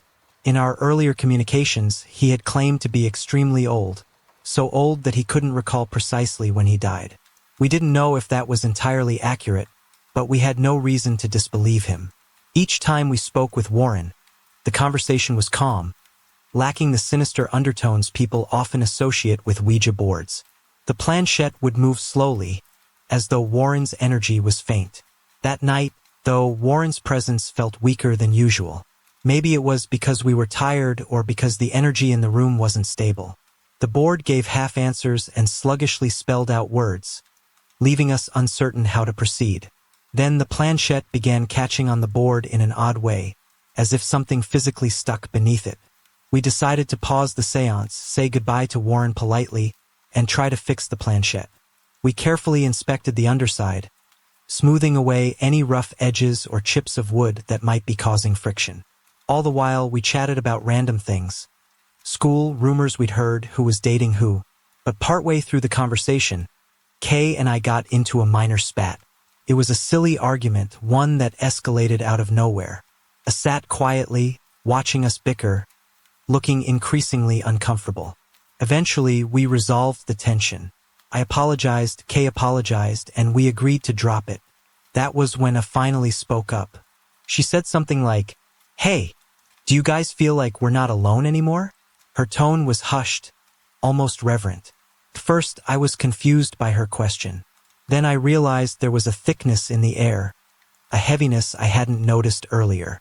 It felt as though someone else was in the room with us, someone we hadn't invited. The three of us locked eyes, recognizing the shift in the room's energy. The candles flickered ominously, though there wasn't any draft. We decided to place the board back in front of us. Kay lit another stick of incense, a pungent, herbal fragrance that was supposed to purify the space. I clutched a small amethyst crystal in one hand, and I took a deep breath to steady my nerves. Slowly, we put our hands on the planchette again. "Warren," I ventured, feeling uncertain. "Warren, can we speak with you?" Usually, it took a few moments for the planchette to respond, a slow, deliberate movement. This time, the response came instantly, sliding to an O. The abruptness of it made my skin prickle. We'd never gotten such a swift answer before. My mind raced with possibilities. Maybe Warren was too tired or simply unavailable. But still, I found that NO unsettling, especially as a first message. Trying to stay calm, I asked, "Who is this?" The planchette spelled out Saturn. We exchanged glances. That was definitely not a name we recognized. Kay began to question Saturn. She wanted to know basic things like if Saturn had been around for a while or how Saturn died. Saturn claimed to have died within the last decade, which contrasted with Warren's admission of being ancient. Saturn also explained she was a cancer patient who passed away after undergoing chemotherapy. On the surface, none of that sounded particularly sinister, just a modern tragedy. But as the conversation wore on, Saturn's answers felt charged. There was tension in the atmosphere, that same heaviness from before, only intensifying. We ran out of substantial questions. Perhaps, in hindsight, we should have considered letting Saturn go, but we were still too curious. Kay asked something lighthearted, hoping to shift the mood. "What's your favorite color?" The planchette jerked into motion, spelling out CROAK. We froze, exchanging puzzled looks. "Croak," I repeated. "What does that mean?" The planchette moved again, CROAK, a second time. My heart started beating faster, and I noticed Kay's hand trembling. She had a worried expression, tears forming in her eyes. "Why are you spelling that?" I whispered, but before I could pose another question, the board spelled croak for a third time, each letter coming faster than the one before. It was as if Saturn was hammering it in. Kay let out a sob, pulling her hands away. "Stop!" she cried. "I feel sick. Please, let's say goodbye." She was shaking, tears streaming down her cheeks. We didn't hesitate. A and I quickly guided the planchette to goodbye, then removed our fingers. For a moment, I half expected some pushback from the board, but nothing happened.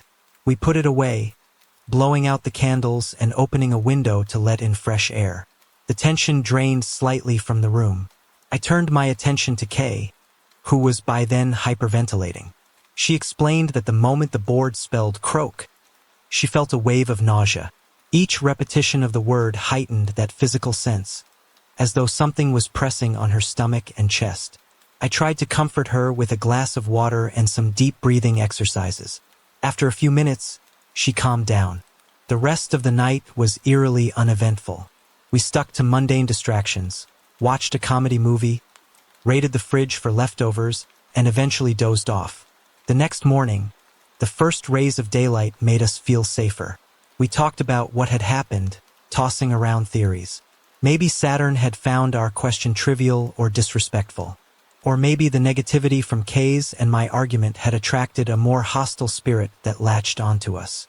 I never had the sense we were dealing with Warren at all, as if Saturn had muscled her way into our session, drawn by the negative energy in the air. Weeks passed, and we didn't revisit the seance. Ouija boards lost some of their allure for me personally. The thought of encountering that sort of hostility again wasn't appealing. Yet I didn't entirely give them up. In subsequent months, I used the board a few times by myself or with other friends, always taking precautions.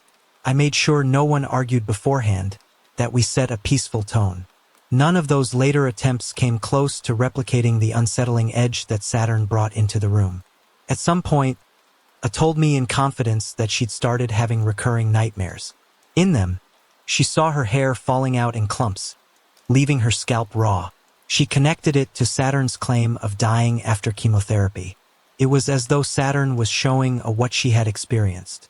Or maybe a subconscious latched onto Saturn's story and manifested it in dream form. Either way, it bothered her deeply for some time. She refused to try another session for nearly a year after that.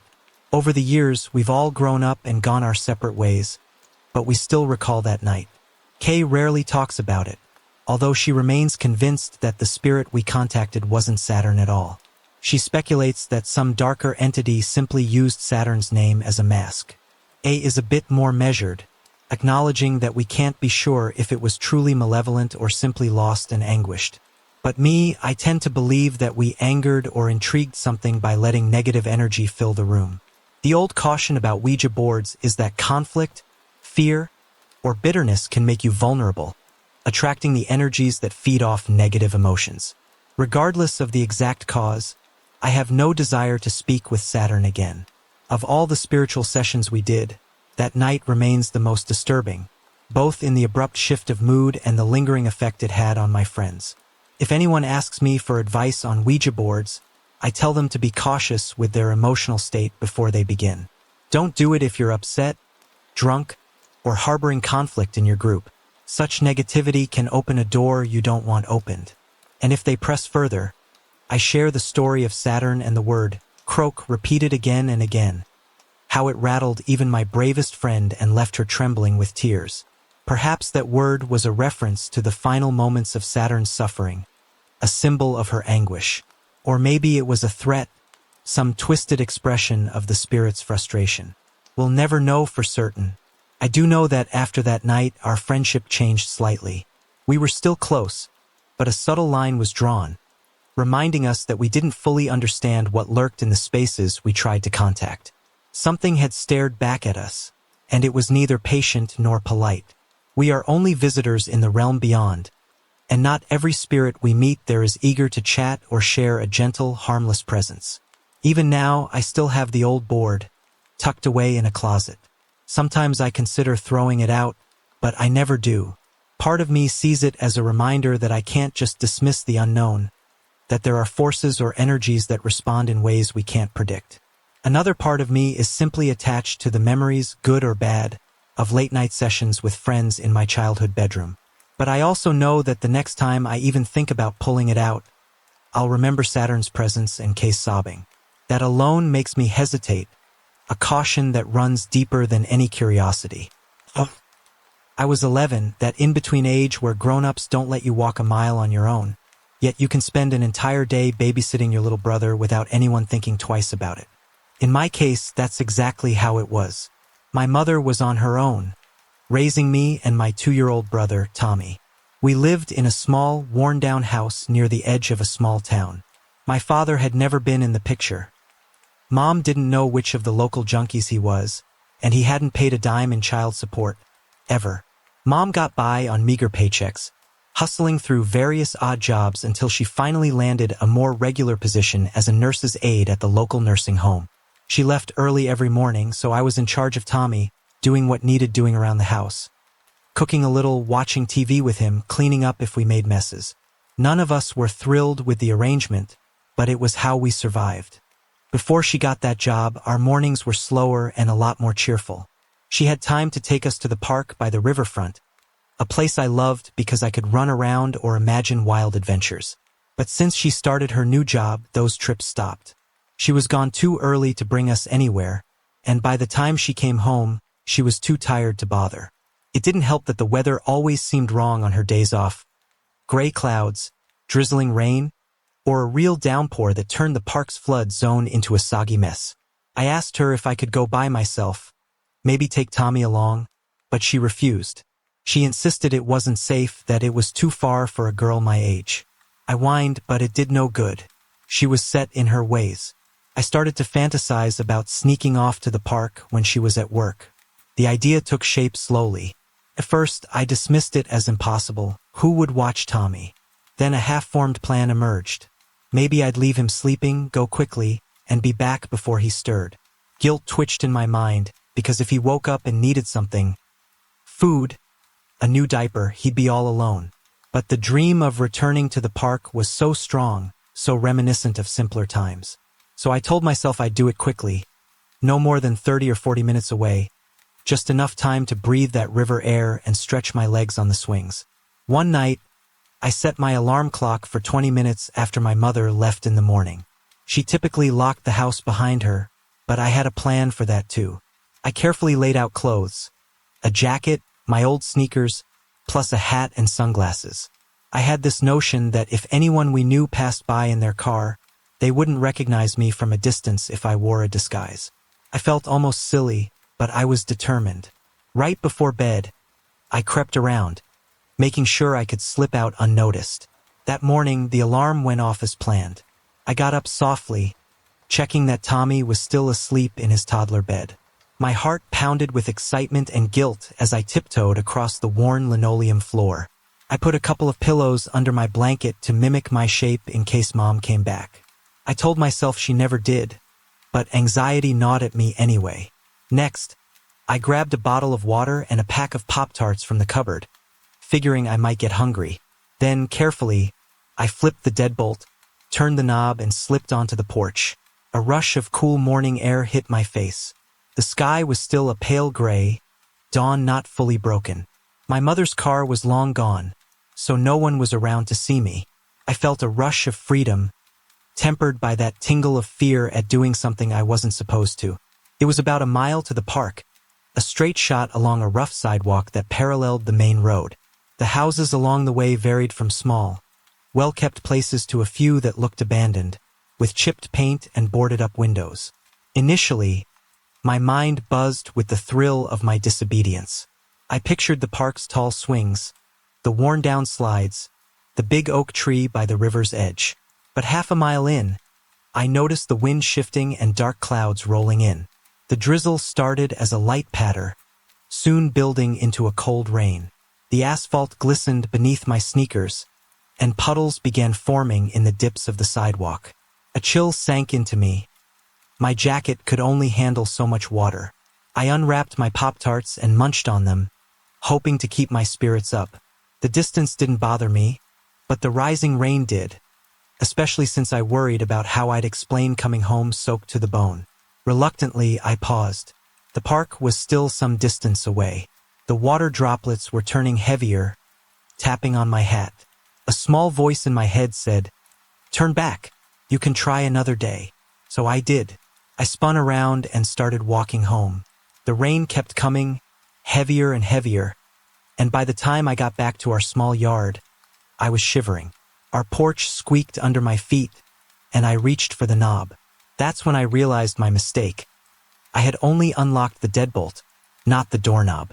In my excitement, I'd never turned the little knob lock, so the door was still locked. Part of me wanted to knock, but that would be pointless. My mother was gone, and Tommy was too young to open the door. I tried to peer through the window, but it was shut tight, and Mom always insisted on locking them. I stood there in the rain, cursing my foolishness. The rational side said, "Wait here until your mother returns."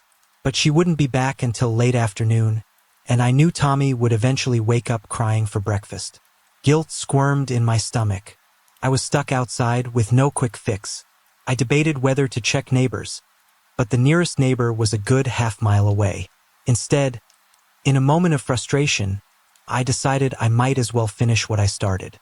The park was the only place I wanted to be, so I marched off again. By the time I reached the park, the sky was a grim, moody gray. Water dripped from my hat and chin. But there it was, the row of swings, the old seesaw, the battered slide set, and beyond them, the wide, swirling river. Thanks to the rain, it was already cresting higher than usual. I felt a jolt of thrill as I realized I had the entire place to myself. It was deserted, probably because all the other kids were either still in bed or in school, or sensible enough not to come out in the pouring rain. For a moment, I savored the feeling of standing alone in my own private wonderland. The soaked clothes clung to my body, giving me a bizarre sense of weightlessness. My imagination kicked in. Suddenly, a random stick on the ground became a cutlass, and I was a swashbuckling pirate. The playground equipment transformed into a series of ships battling on high seas. Each tower or platform was a deck I had to storm. Each wooden beam or metal bar was a rigging to climb. The pouring rain became the ocean spray. I felt giddy, almost forgetting my brother, my locked house, and the cold. I hopped from ship to ship, shouting commands at imaginary crew members, brandishing my stick sword. The swirling river in the distance hammered home the illusion that a raging sea was just beyond the planks. Emboldened by the fantasy, I declared a final showdown with some imaginary captain. In my mind, he wore a black coat and brandished a curved blade, so I swung my stick valiantly. I hopped onto the tallest platform, the SS Gladiator, plunging my sword into the floor. Then I slid down the biggest slide, imagining I was diving off the ship into the ocean below. That's when a real sound startled me. A loud splash, followed by 3 smaller splashes, echoing beneath the slide. My daydream broke. I realized I was just an 11-year-old boy, drenched on a playground. Confused, I looked around, seeing no one. My heartbeat quickened. Did I imagine those splashes? Or was someone else here? I stepped cautiously around the edge of the slide, leaning down to peer beneath its metal frame. The wood chips were soaked and mashed, but nothing else was visible. My fear spiked, though. Maybe the water had lapped up from the rising river, or a stray dog had run by. I tried to calm myself, reminding myself I was alone. Nonetheless, my heart pounded fiercely. Part of me wanted to flee, but the lingering desire to enjoy the rain before heading home made me stay. I told myself it was just an echo or my imagination, so I found a new vantage point to continue my game. I scaled the side of another piece of playground equipment, gripping my stick as though it was a grappling hook. I felt a flutter of excitement, half lost in fantasy again. Then, as I pulled myself over the edge, I saw him. A boy perched on top of the platform, as still as a statue. He wore tattered clothes that clung to him in the rain. His skin an unnerving greenish-black, veins showing darkly. His lips were bluish, parted slightly.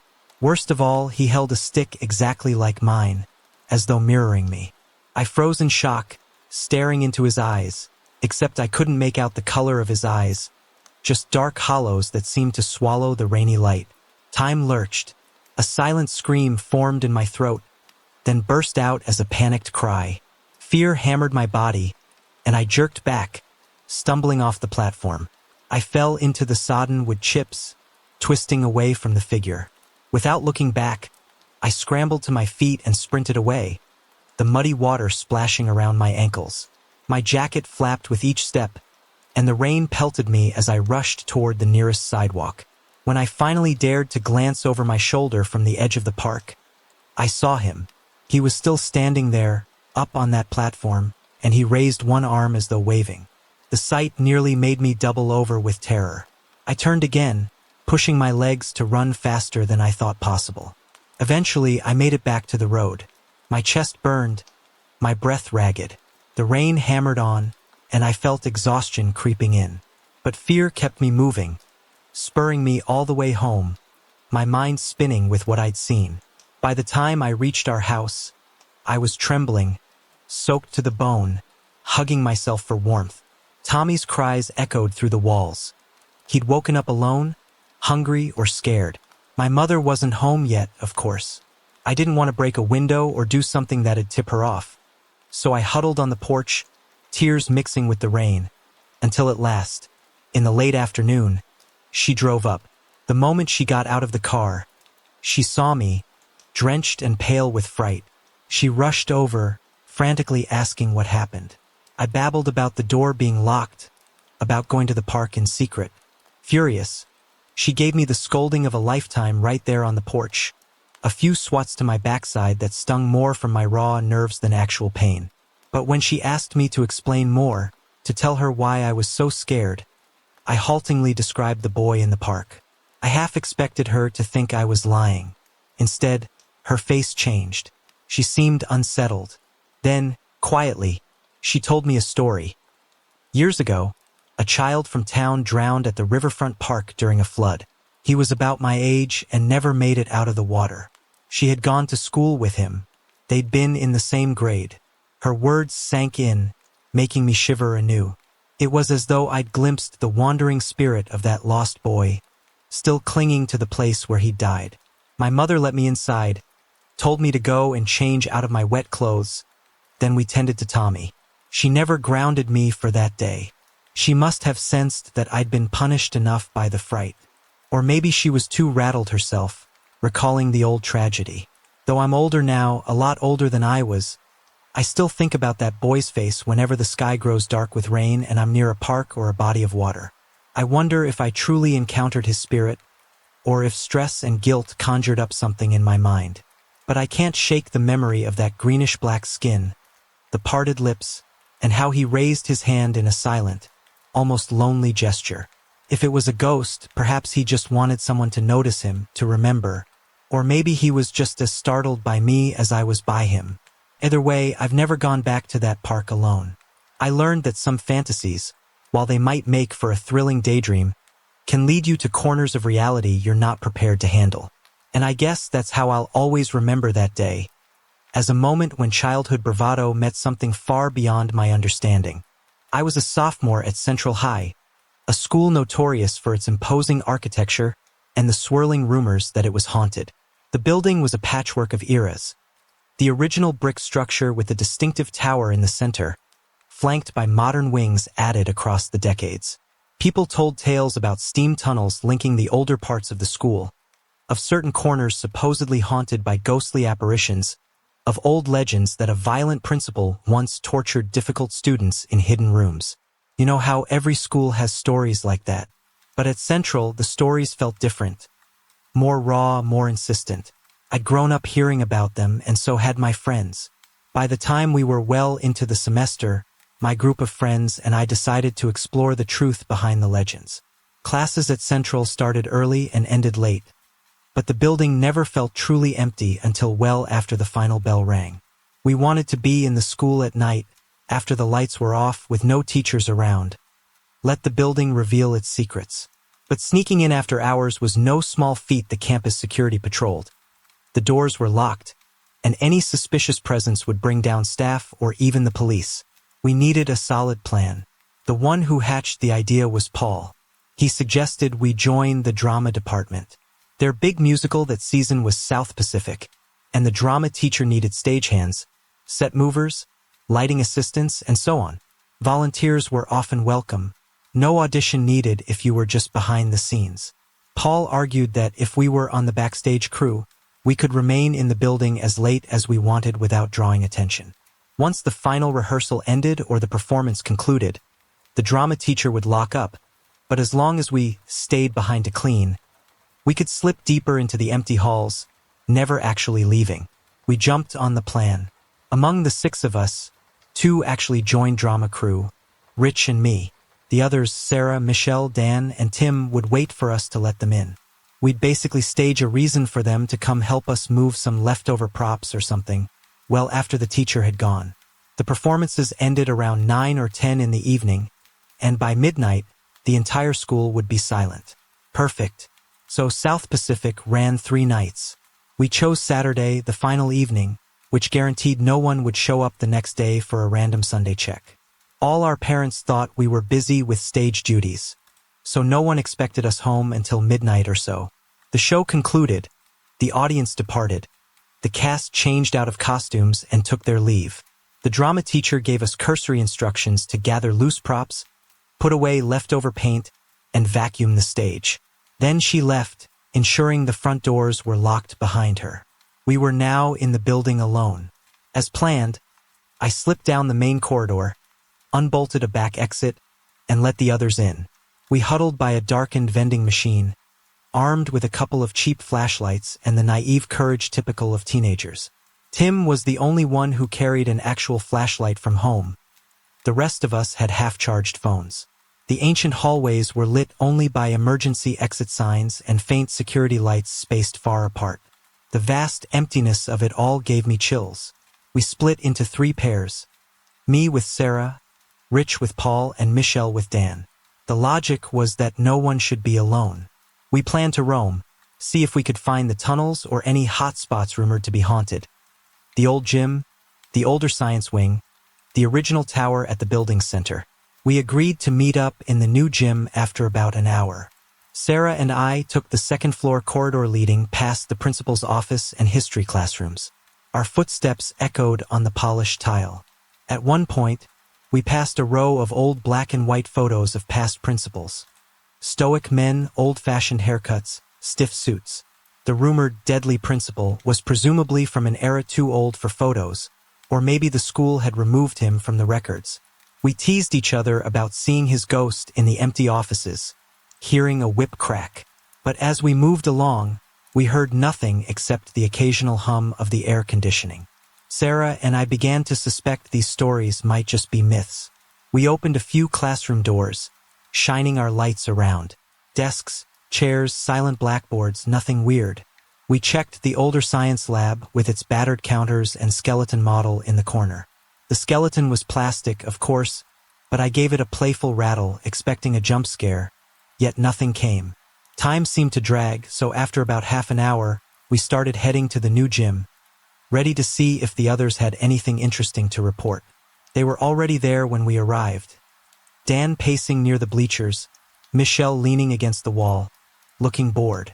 Rich and Paul strolled in from another side door soon after. We gathered near the free throw line, sitting on the polished wood floor, comparing notes. Every single one of us reported no sightings, no footsteps, no lights flickering, absolutely nothing. We had begun to laugh at ourselves, mocking how gullible we'd been, telling each other we might as well bail out and get a midnight snack. That's when a chair shot across the gym from the far side and slammed into the wall. We froze, hearts pounding. The metallic clang echoed. No one else was near the stands or behind them.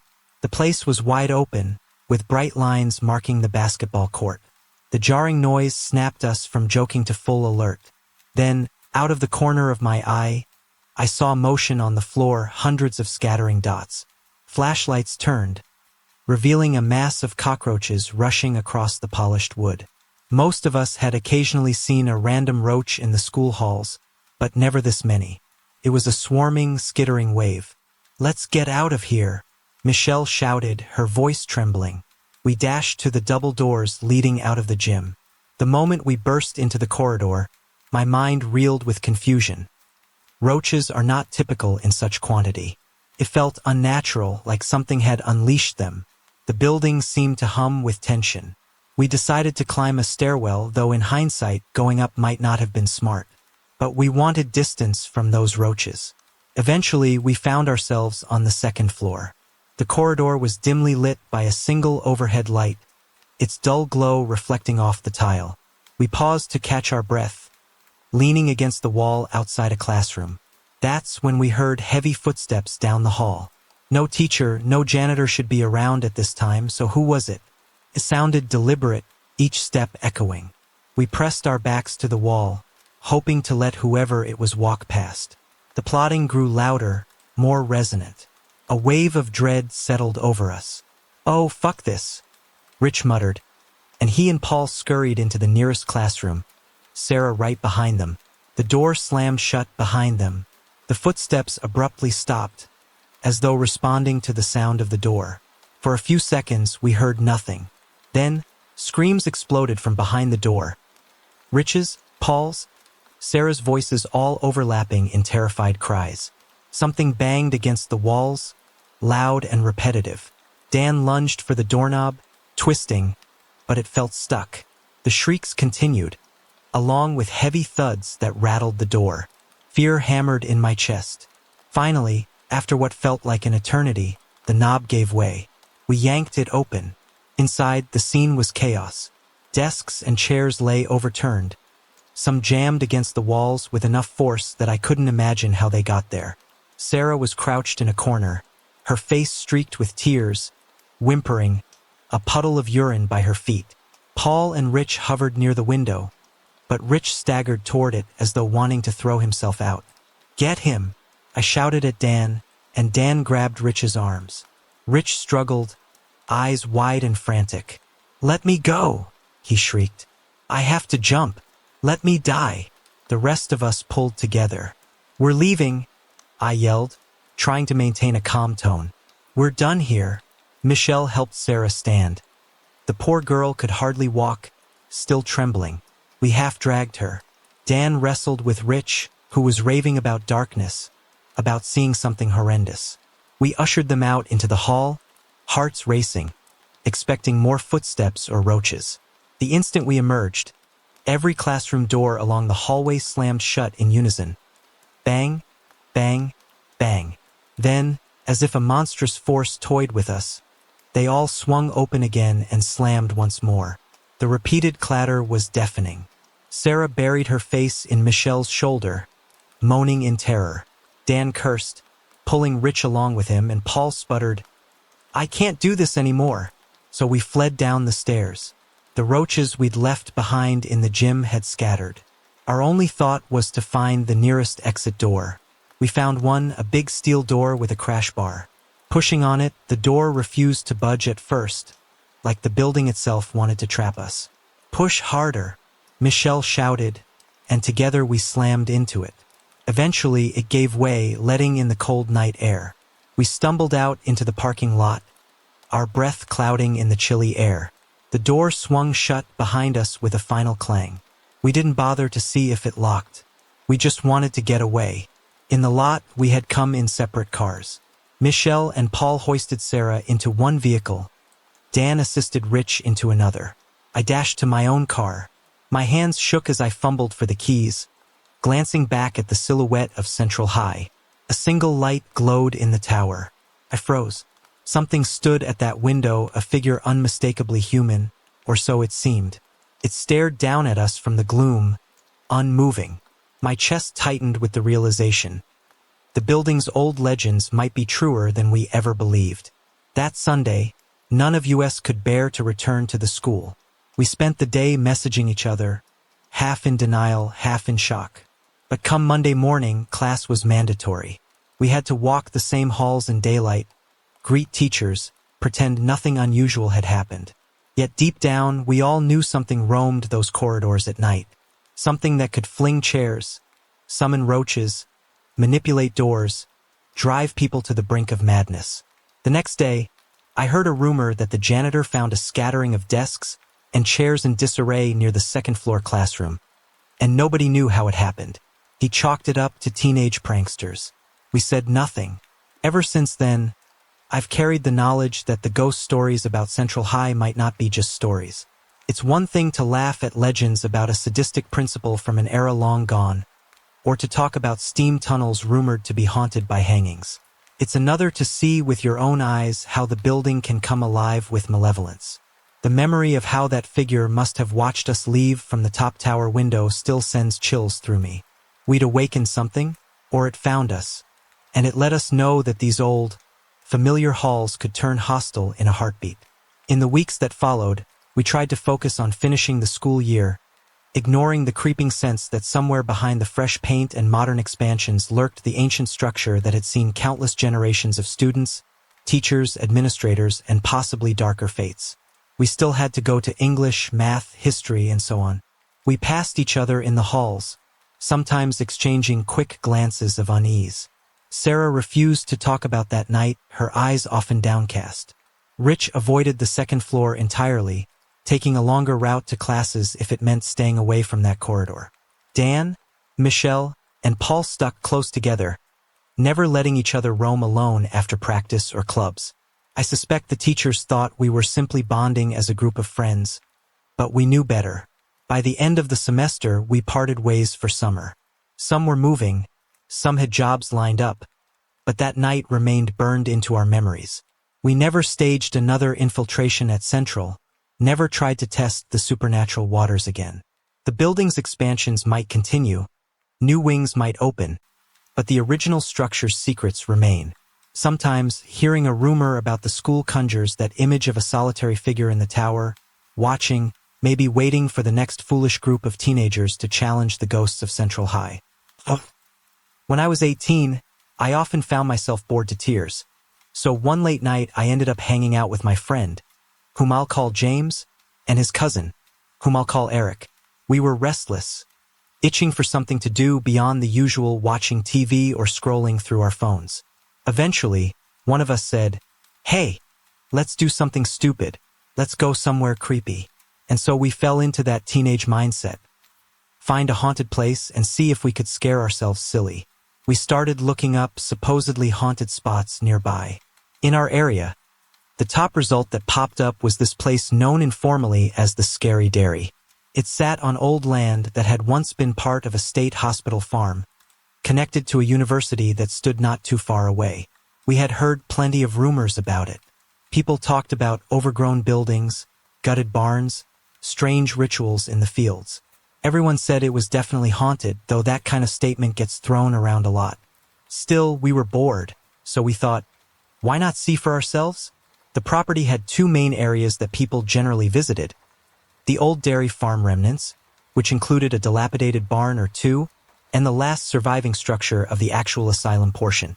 For that night, we decided to park near the main hiking trail that led to the ruined dairy barn. The trail was public during the day. Folks would walk their dogs, ride horses, or just stroll in the California sunshine. But at night, it was a different scene entirely. It was Southern California, so even late at night in the so-called winter, the temperature might hover in the mid-70s. The darkness, however, gave the place a drastically different ambience. The trail was narrow, maybe wide enough for 3 people side by side, and it traced the gentle hills leading up toward the campus. Since it was known to be home to coyotes, mountain lions, deer, and even rattlesnakes, we decided to bring a few knives just in case. One of us had a small pocket knife, another had a different blade, and Eric carried an absurdly large 17-inch Bowie knife that he insisted we'd never actually need. It seemed better safe than sorry, or so we told ourselves. It was around midnight when we got out of James's car, stepping onto the dark trail. The sky was nearly moonless, but we had flashlights. We quickly realized how black everything was beyond the beam of our lights. For the first few minutes, nothing felt unusual. We laughed about scaring each other, joked about seeing ghosts, and simply tried not to trip on the uneven ground. The only real sounds were crickets and the faint rustle of whatever small animals scurried among the brush. About 20 minutes in, we hit that typical lull where you start thinking, maybe there's nothing creepy at all. We passed a large tree next to a fenced-off area which contained a metal barn frame, like those you see in farmland scenes from the movies. We decided to stop for a breather, letting the hush settle around us. That was when things changed. I remember we switched off our flashlights for a moment. Sometimes, letting your eyes adjust can be cool, letting the starlight help us see. But no sooner did we do that than everything around us seemed to go dead silent. I heard my breath catch in my throat. Usually, nighttime is loud with insects and small creatures, especially in the brush. But the abrupt quiet was unnerving, as if nature itself had paused. From the corner of my eye, I caught a flicker of movement. It was fast, so fast that I doubted my own eyes. But I turned my head to stare, and James, standing next to me, broke the silence by asking, "Did you see that?" I nodded, realizing my heart was pounding. Eric was transfixed, staring directly into the barn's interior. With no roof or walls, just a metal skeleton. The interior was an open space of shadow. I aimed my flashlight into it. That's when we spotted them. Tall, shadowy figures darting from one side of the barn to the other.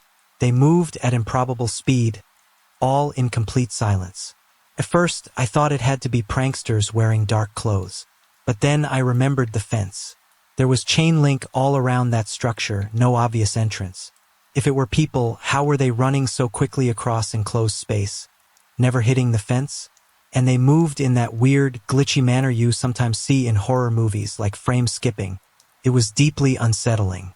While we were still trying to process this, James tapped me on the shoulder, hissing in a trembling voice, "Hey man, point your light up the trail."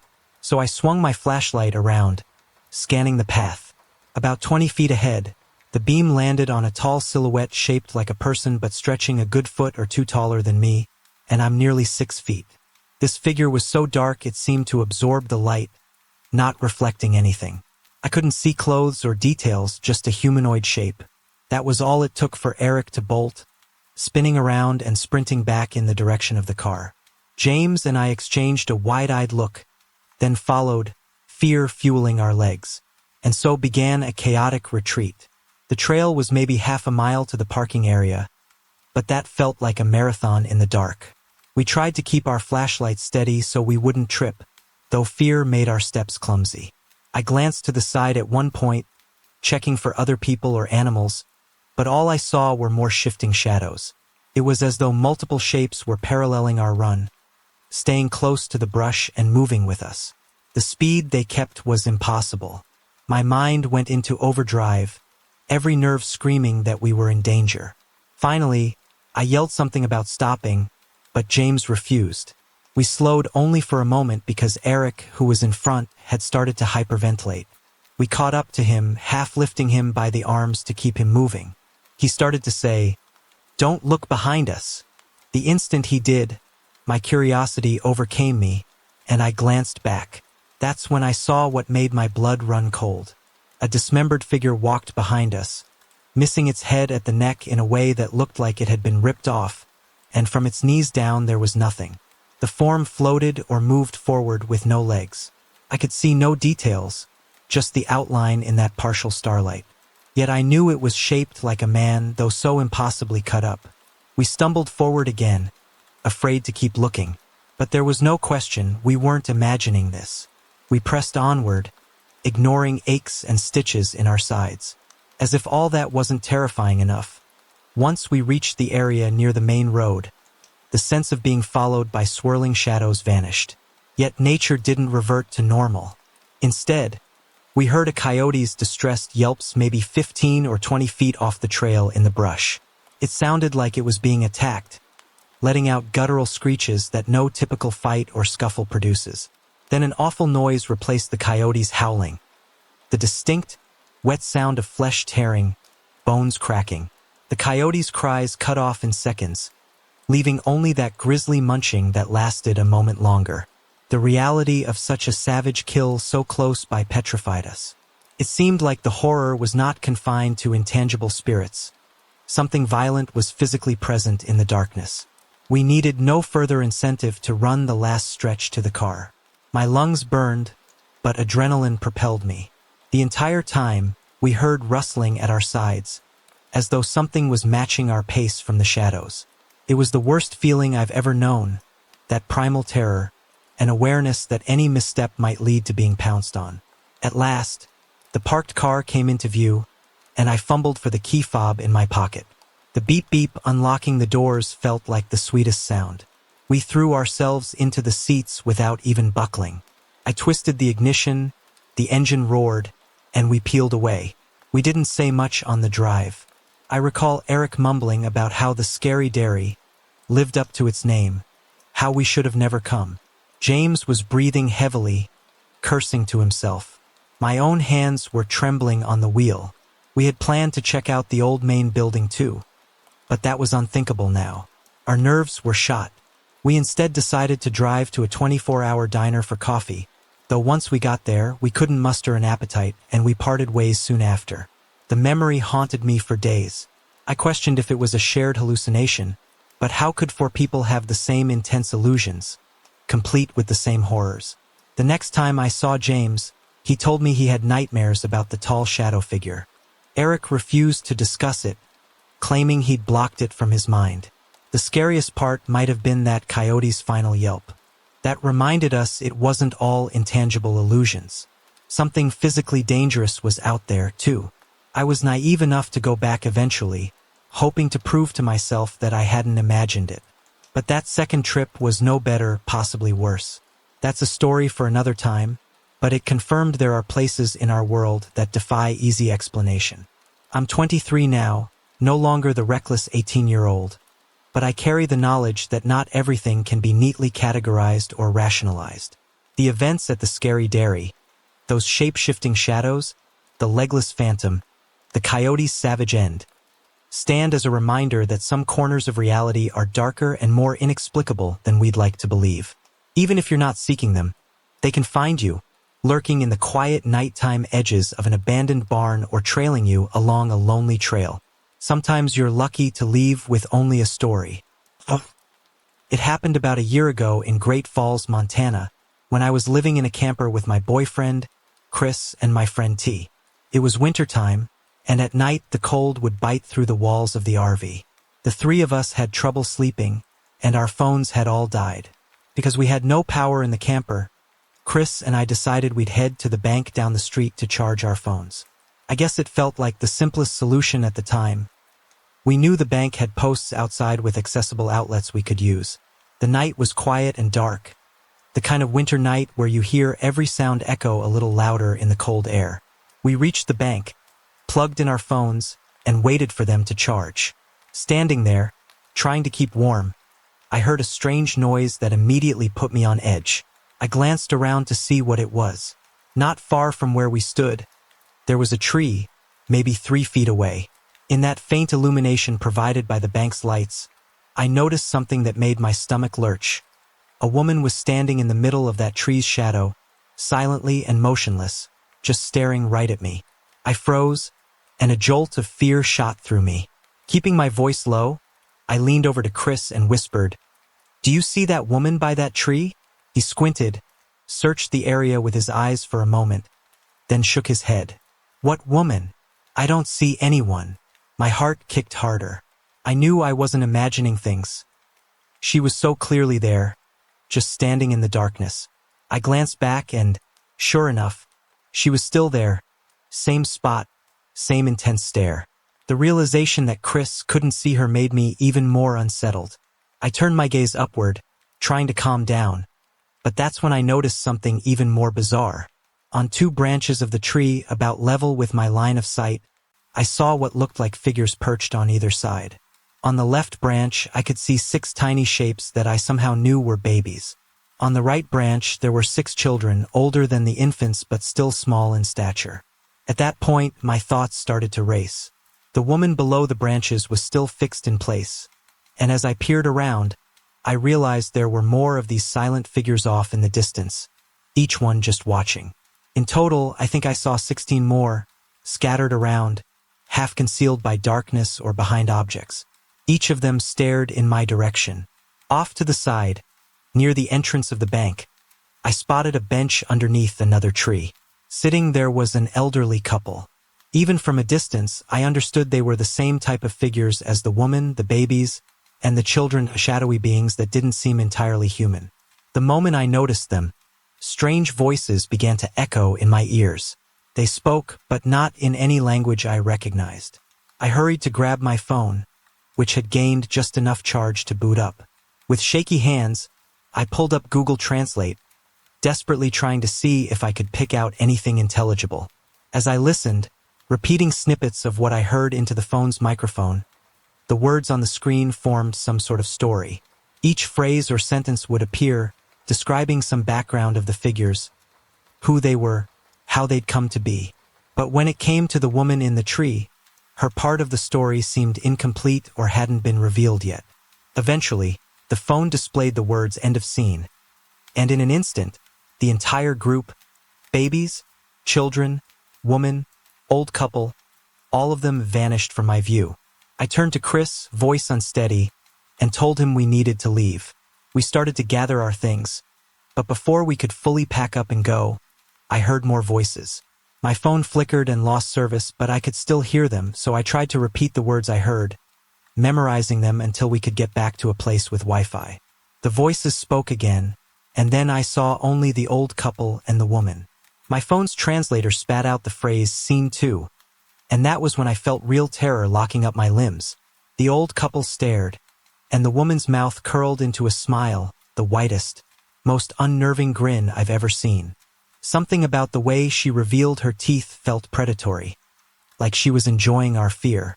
I yelled at them, telling them they weren't real, that they were just in my head, but of course, they stayed put, ignoring my desperate denial. That was it for me. My chest pounded with panic.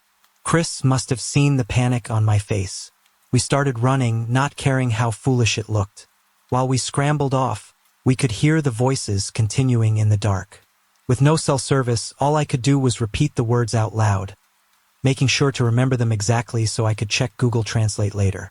Once we reached the camper, where T was probably asleep, I typed the words in as fast as I could. The translation made my blood run cold. Run! When the woman smiles, you're in danger. My hands shook as I read it, and I realized we'd been seconds away from something worse happening. It was almost like these entities or illusions or whatever they were had given us a warning, or maybe a threat. Through my tears, I forced myself to peek out of the camper window, heart hammering. Across the road, under a lone streetlight, that old couple from the bench sat like silent sentinels, as if they had followed us all the way home. I was too terrified to keep watching. When I finally looked again, they were gone. I haven't returned to that bank at night since. Even just the thought of driving past it in the dark makes me queasy. I have no explanation for what I saw, whether it was some supernatural phenomenon, a collective hallucination, or something specifically tied to that land. But I know what I experienced. The sight of those impossible figures, the half-understood voices telling their stories, that disturbing grin on the woman's face, all of it burned itself into my memory. It remains the single most chilling event of my life. To this day, I sometimes wake up from nightmares where I see her face in the tree, all those babies perched on branches, and that old couple reappearing in the distance, continuing their cryptic conversation. And always, I remember the words, "Run!" When the woman smiles, "You're in danger." I was 11 when my parents finally bought their own home. It was a 2-story house with a large backyard and even a swimming pool, which felt like a dream come true. My dad was probably the happiest of all, since we'd always lived in rentals that never allowed pets. He wanted us to have a dog, so once we moved in, we got a yellow lab named Boomer. A year later, we added a schnauzer mix named Misty to our family. The dogs stayed outside most of the time except for bad weather or evenings when we wanted them indoors. In California, it rarely rains or storms, so we spent hours in the backyard playing with the dogs. That backyard was massive because our house stood near the center of a small cul-de-sac, making the property wedge-shaped. The front yard was narrow, but the back spread out wide behind the house. Stretching along the back of the house was a large wooden deck, running from one side to the other. My parents' bedroom was located on one end of the house. On that same side, part of the deck had a little roof covering it, a simple awning. A wooden fence also separated the main portion of the backyard from the narrower side yard. Behind that fence, there was a metal screen door, the sort that squeaked when you swung it open. We used it to move between the backyard and the side yard. This deck and fence door became significant for reasons I didn't grasp until a bit later. When I think back, I can't remember exactly how long we'd been living there before we noticed anything strange. Perhaps it started within our first year or two, though the activity kept going until I was in my late 20s, even after I'd moved out. I remember my mother being the first one to encounter something unusual. Early one morning, she was in her bedroom getting ready for work. She later told me that she heard the metal door outside open and close. Then, heavy footsteps stomped across the deck just outside her window. It was as if a large person in boots walked around, but when she dared to look, she saw no one. Our dogs, Boomer and Misty, stayed silent, not even barking. Over the next few years, my mom occasionally heard similar footsteps circling around the house, sometimes near her window, sometimes near the fence door. The odd events didn't stop with footsteps. One summer, my siblings and I, still kids, were allowed to stay home alone for the first time. On a bright afternoon, we lounged around in the dining room, talking and goofing off. Then, from above us, we heard someone walk around, specifically in my bedroom upstairs. We all froze. My brother and sister exchanged worried glances, and I felt my heart skip. Determined to protect ourselves, we grabbed kitchen knives, trembling, and crept up the stairs. I couldn't have been older than 12 or 13, with my youngest sibling being around 9. About halfway up, the footsteps stopped, so by the time we reached my room, it was silent. Naturally, we found nobody, That was the first time we armed ourselves in our own home, spooked by the notion of an intruder who wasn't actually there. As time passed, we got accustomed to these happenings. Strange sounds became part of the house's character. Heavy footsteps on the ground floor, along the deck, or up in my room. Late at night, I'd sometimes hear shuffling papers, as if someone sifted through my desk or the stuff on my floor. Once in a while, I'd feel a soft touch on my shoulder or back, the way someone would press against you to squeeze by in a crowded room. And on the rarest occasions, a rosy perfume that didn't match anything my mother or sister owned would fill the air. It was never overwhelming, just a gentle scent appearing briefly. I remember a day when I was in my parents' bedroom, using the mirror on the sliding closet door. Abruptly, the door slammed shut with enough force to rattle me. Another time, my older cousin lived with us for a while. After she moved out, my sister took that same room. She soon realized she had to lock her door at night because if she didn't, the handle would jiggle nonstop, as though someone tried to enter. It was never violent enough to break in, but it persisted for hours. Most nights, she'd hear the rattle until she yelled at it to stop. These events, weird as they were, almost felt like part of the house's routine. One night, my sister woke up to see the silhouette of a man standing by her bed, touching her forehead as if checking for fever. He spoke softly, muttered something like, "No, that's not good," then turned and vanished. A short time later, she fell seriously ill with the swine flu that was going around. She felt certain it was a warning of some kind. When my mom told us the previous owner of the house had been a California Highway Patrol officer who died of cancer in her bedroom, it started to click. My bedroom had once been his office. My sister's room had belonged to his daughter. We began to think he was the spirit wandering the house, continuing his fatherly routine or simply lingering after his passing. It was oddly comforting, but the atmosphere gradually shifted. Something heavier settled in, felt darker. I became uneasy around my youngest sibling's room at the top of the stairs, like a presence lurked in the corner, watching. I dreaded passing that open doorway, as though I might glimpse a shadow or, worse, get pulled inside. Going downstairs became nerve-wracking too, because I always imagined something pushing me from behind. The tension in the house seemed to increase as my youngest sibling grew more withdrawn. They struggled with acceptance from my parents, who meant well but never fully embraced the fact that all of us kids were LGBT. My sibling turned to drinking a lot. The more they drank, the more they stayed cooped up in their room, the more oppressive the feeling in the house became. It was a suffocating aura that settled into every corner. By 2015, when I was an adult, I experienced something truly terrifying. My parents were away, though I can't recall exactly where. My younger sibling might have been out too, since the house was quiet. My sister was at work and had taken Misty with her. That left me with only my cats and my new dog, Rue, a sweet border collie. Night had fallen and I was in the living room. The only lights on were in that living room. I heard it first, slow, heavy footsteps descending the stairs in the dining room behind me. My stomach clenched. The sound was nothing like the familiar footsteps we'd grown used to. These were heavier, menacing. Rue was dozing, not reacting at all. Meanwhile, I was frozen in place, heart pounding. The steps reached the ground floor, crossing from the dining area toward the kitchen. With each creak of the floor, I could tell exactly where it was, as our house was slightly raised above the ground, making the boards resonate. It was methodical, like it was searching for something. Soon, the footsteps closed in on the threshold between the kitchen and living room, just a short distance behind me. I refused to look that way, afraid of what might be standing in the dark. My entire body felt rigid, and the air thickened, as if a hand closed around my lungs. Finally, I whispered, "Rue," in a tight, urgent tone. She jerked awake, stood, and locked eyes on the darkness in the doorway. She growled, baring her teeth, a response I'd never seen from her before. She's the sweetest dog, friendly to a fault. My eyes flicked that way, but I saw nothing except the dim shape of the doorway.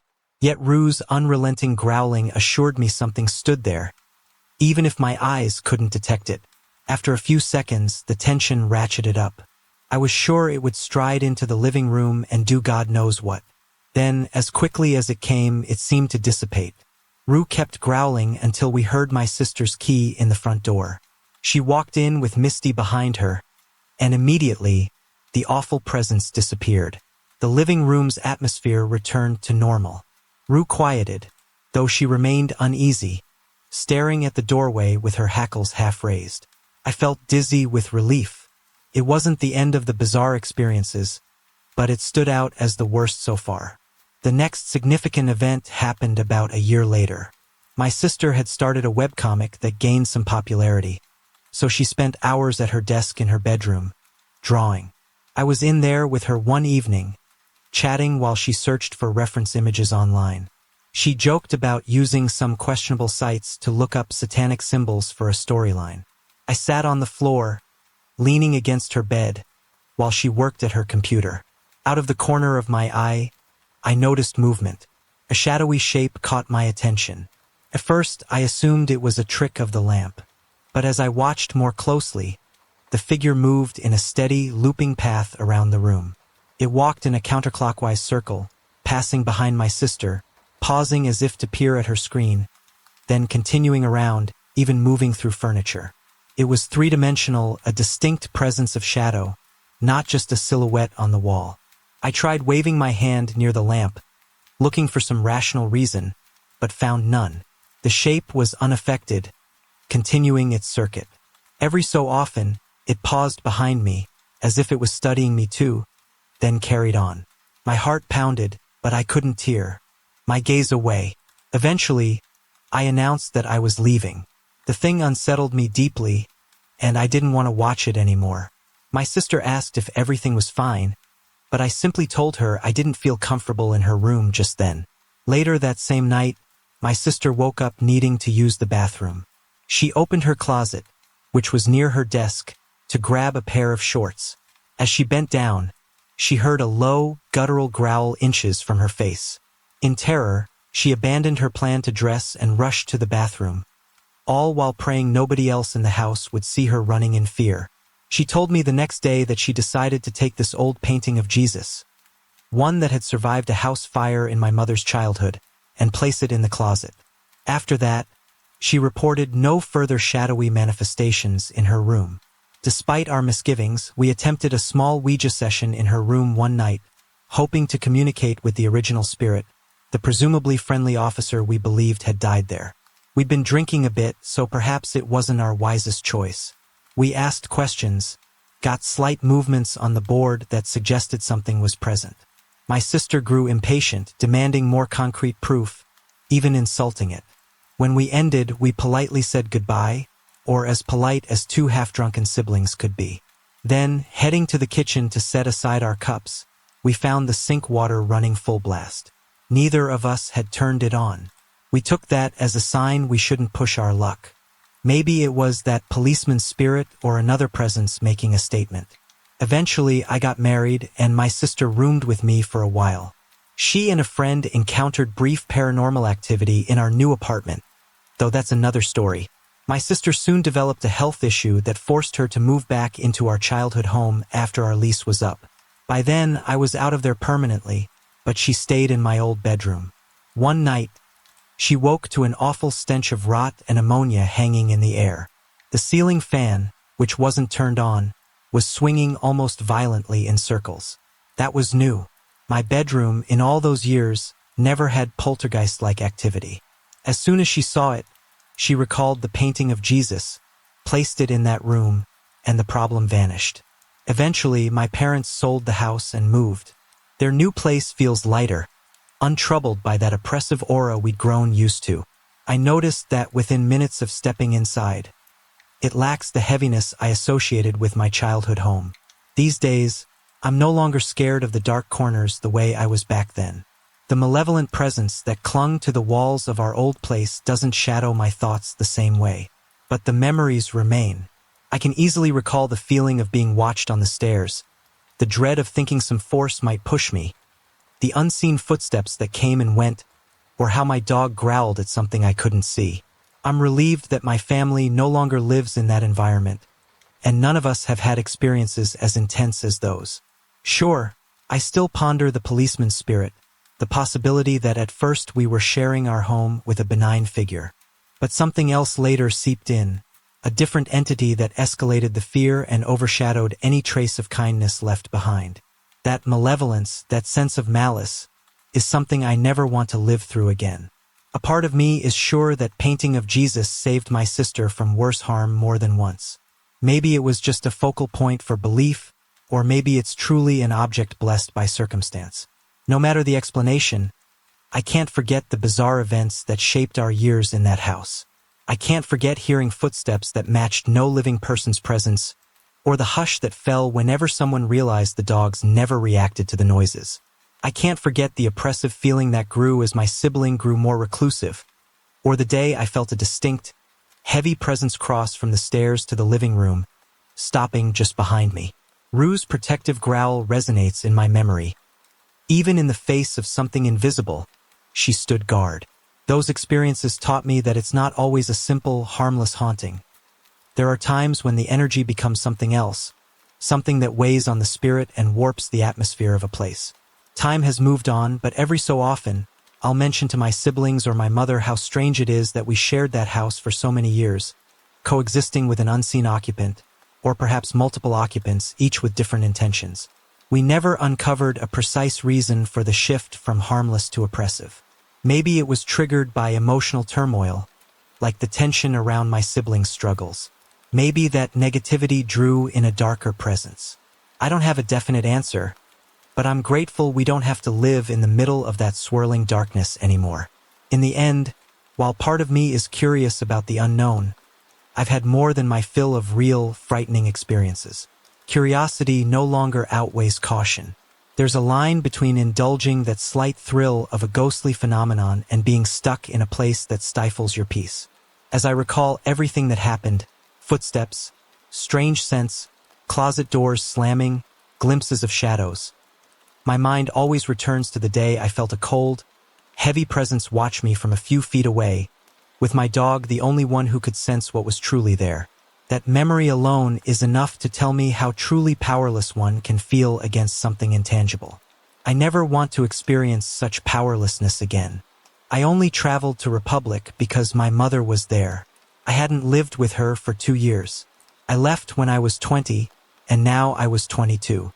She'd called to say she was lonely, that ever since my father left her when I was little, the house had begun to feel increasingly empty. I couldn't deny her request. I'd always had a soft spot for my mom, even though I'd moved away to build my own life. Hearing how sad she sounded made me pack my bags and go back, if only to keep her company for a while. I remember arriving in Republic on an overcast afternoon. The clouds hung low, as if hinting at a storm, and the wind brushed through the thin trees by the side of the road. After a bit of driving around, I had to admit I'd forgotten her exact street. It had been so long, and my mother had moved from the place I grew up in. So I pulled over, took out my phone, and called her. The line rang, and after a moment, her familiar voice answered, warm and eager. She told me her address, and I drove on, noticing how much the town had changed. A few new buildings stood where empty lots used to be, and I passed by a row of shops that looked recently built. Still, there were old, familiar places here and there, a small diner, a park with a rusted swing set. When I reached her house, she was waiting by the doorway. The moment I got out of the car, she hurried down the short path and pulled me into a tight hug, like she always did when I was a child. I felt that old, comforting presence as if no time had passed. We chatted for a bit outside, taking in the mild breeze that carried the faint smell of someone's dinner cooking down the block. Then we went inside. The house felt cozy, with warm lighting and various decorations from her earlier years spread across shelves. Family photos framed in mismatched patterns hung on the walls, capturing moments from my childhood and earlier times. We spent a long time catching up in the living room. My mom had never been one for silence. She filled the air with stories about neighbors, about a small group of women she'd started meeting for coffee, about how she'd occasionally get phone calls from relatives. Even as a child, I remember her always on the phone, talking rapidly. I used to think it was dull, just adult talk about groceries or local gossip. Now, I listened more carefully, aware that these glimpses of her life were a sign of how she was doing. She told me how some days she felt fine, and others she felt the emptiness of the house too strongly. Her voice carried that mixture of relief and sadness you hear when someone has lived alone for too long. Later, I followed her into the kitchen where she was preparing something for dinner. Perhaps a stew, judging by the smell of onions and spices that simmered in a pot. A small radio on the counter crackled with static, failing to pick up any station clearly. She beckoned me closer. "There's a missing ingredient," she said, rummaging through a cabinet. "Would you mind going out to pick it up? The store's not far. It's close to the gas station down the street." I agreed like it was second nature. I enjoyed solitary walks, even in the evening. I remembered how my mother had taught me basic self-defense. She never raised me to be timid, especially after my father left. She always wanted me to be prepared, so I felt confident about going out alone, though the day was fast sliding into evening. Darkness was settling across Republic.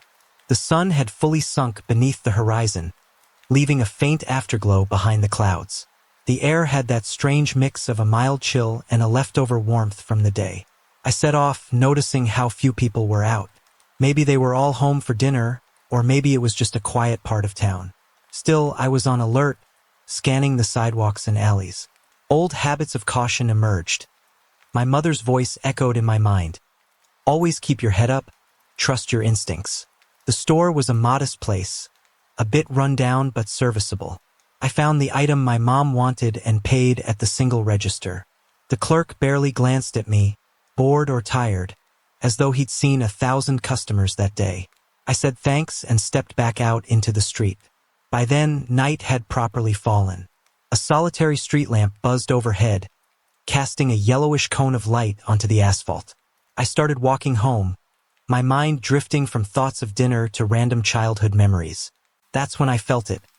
A creeping unease, like a low-level warning in the back of my head. It wasn't immediate dread. It was more like each footstep added weight to the sense that something was off. I tried to keep rational, telling myself it was just me being jumpy in the dark, in a place that wasn't fully familiar. But the feeling grew stronger, as if a cold presence hovered right behind me. I clutched my bag more tightly, remembering the small knife I carried. My mother taught me how to handle it, how to hold it properly if someone tried to grab me. At some point, I paused, scanning the street. It was deserted. The flickering overhead lamp made shadows stretch and distort across the pavement. My gaze roamed over parked cars, windows of houses with closed blinds, and the faint silhouette of trees in the distance. Then I noticed something. Far down the sidewalk, a figure stood. My first assumption was that it could be anyone. A neighbor, a passerby, a random local. People sometimes stand still to check their phones or look for something in their bag. But as I watched, this person didn't move at all. I realized with a jolt that they were almost unnaturally motionless, as if they were a statue placed in the middle of the sidewalk. A chill ran through me. The figure looked around 6 feet tall, definitely taller than me by a good margin, but that alone meant nothing. What froze me was the impossibility of how still they were. My breathing quickened, and a wave of apprehension shot through my body. Telling myself not to panic, I lifted my phone and flicked on the flashlight app, shining it toward them to confirm what I was seeing. In normal circumstances, shining a light on a person reveals their features, their clothes, their face, something. But my light only seemed to vanish into the silhouette, as though it was being sucked in. I saw no eyes, no glimmer of reflection. Instead, I saw a void, pitch black, darker than a normal shadow. For a moment, I felt my entire body lock up. My mind screamed run, but my legs refused to budge. I recalled how, in horror movies, the protagonist never moves right away when the monster is right there. This was that feeling, the raw freeze of real terror. Then it started to move. But the motion was bizarre, jerky, glitch-like, sort of how a broken video game character teleports forward then backward with no natural flow. Each flicker of movement brought it closer. My throat tightened. I wanted to scream, but no sound came out.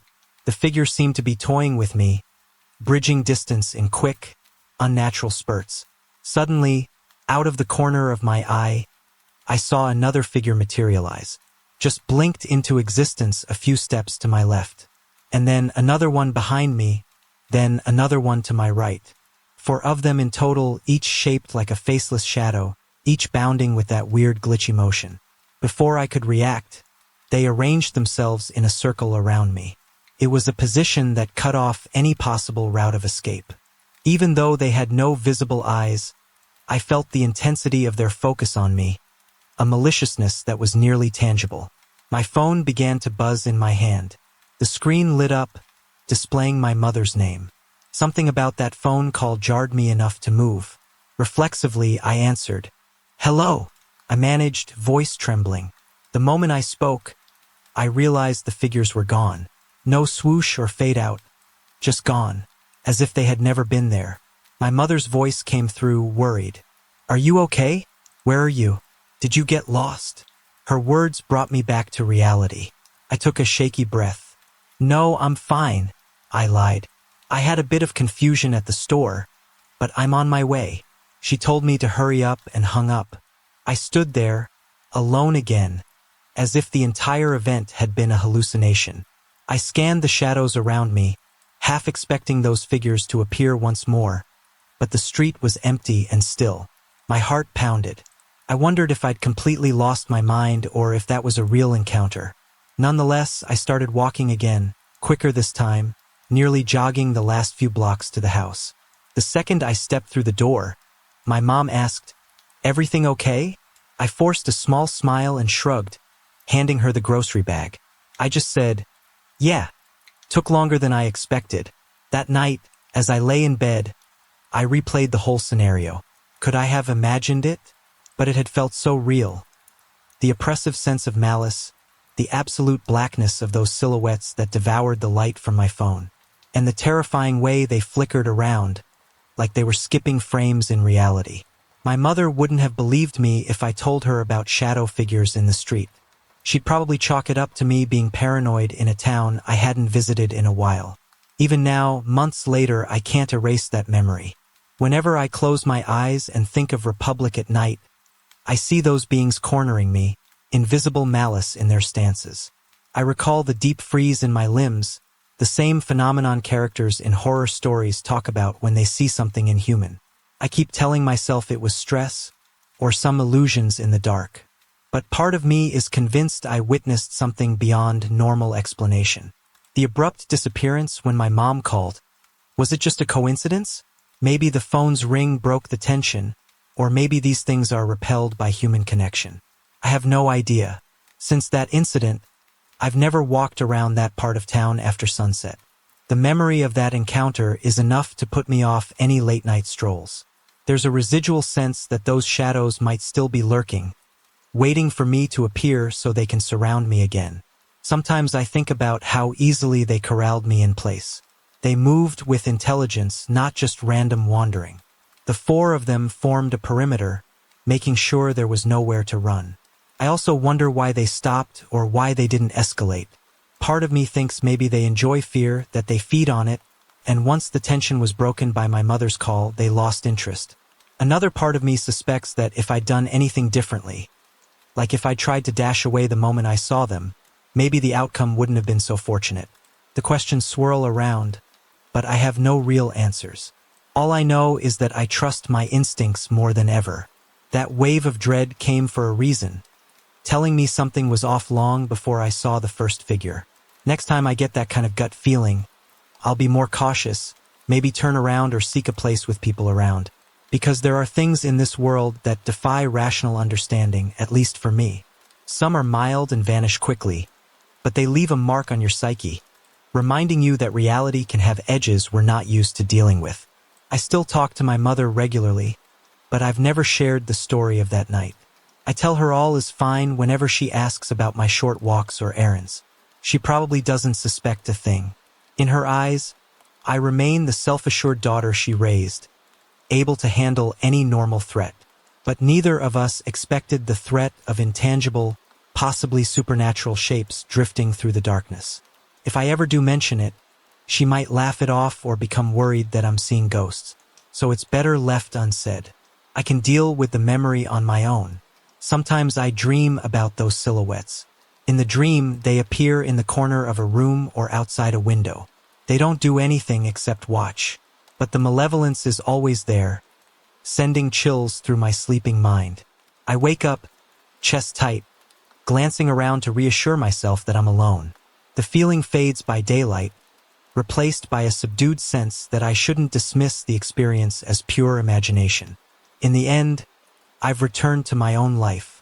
I keep in touch with my mother, and I occasionally visit but rarely stay past sundown. If I have to, I make sure I have a ride so I'm not walking alone. It's a small adjustment in my habits, but it helps ease my nerves. Part of me thinks it's silly to let fear from a single strange event impact my routines. Yet I can't quite let it go. The memory of how quickly they materialized and blocked me and stays with me. I'd rather be safe than sorry. So that's it. That's the story. Just me. A winter evening in Republic. A quick trip to the store that turned into an unforgettable fright. No grand finale or swirling vortex of darkness. Just 4 black figures flickering into existence, then vanishing when my phone rang. Did it actually happen? I'm convinced it did, though I can't prove it. I cling to the details as proof that I'm not losing it. The overshadowing sense that something truly supernatural might roam the streets after nightfall is enough to keep me from going back out alone in the dark. I suppose I can live with that caution. Better safe than confronted by those 4 unnaturally solid shadows again. I remember how my friend Johnson and I were almost at the end of our enlistments in the U.S. Army. We were stationed at Fort Bliss, way down near El Paso, and we thought we'd seen our share of odd details and chores. The Army has a habit of giving you menial tasks out of nowhere.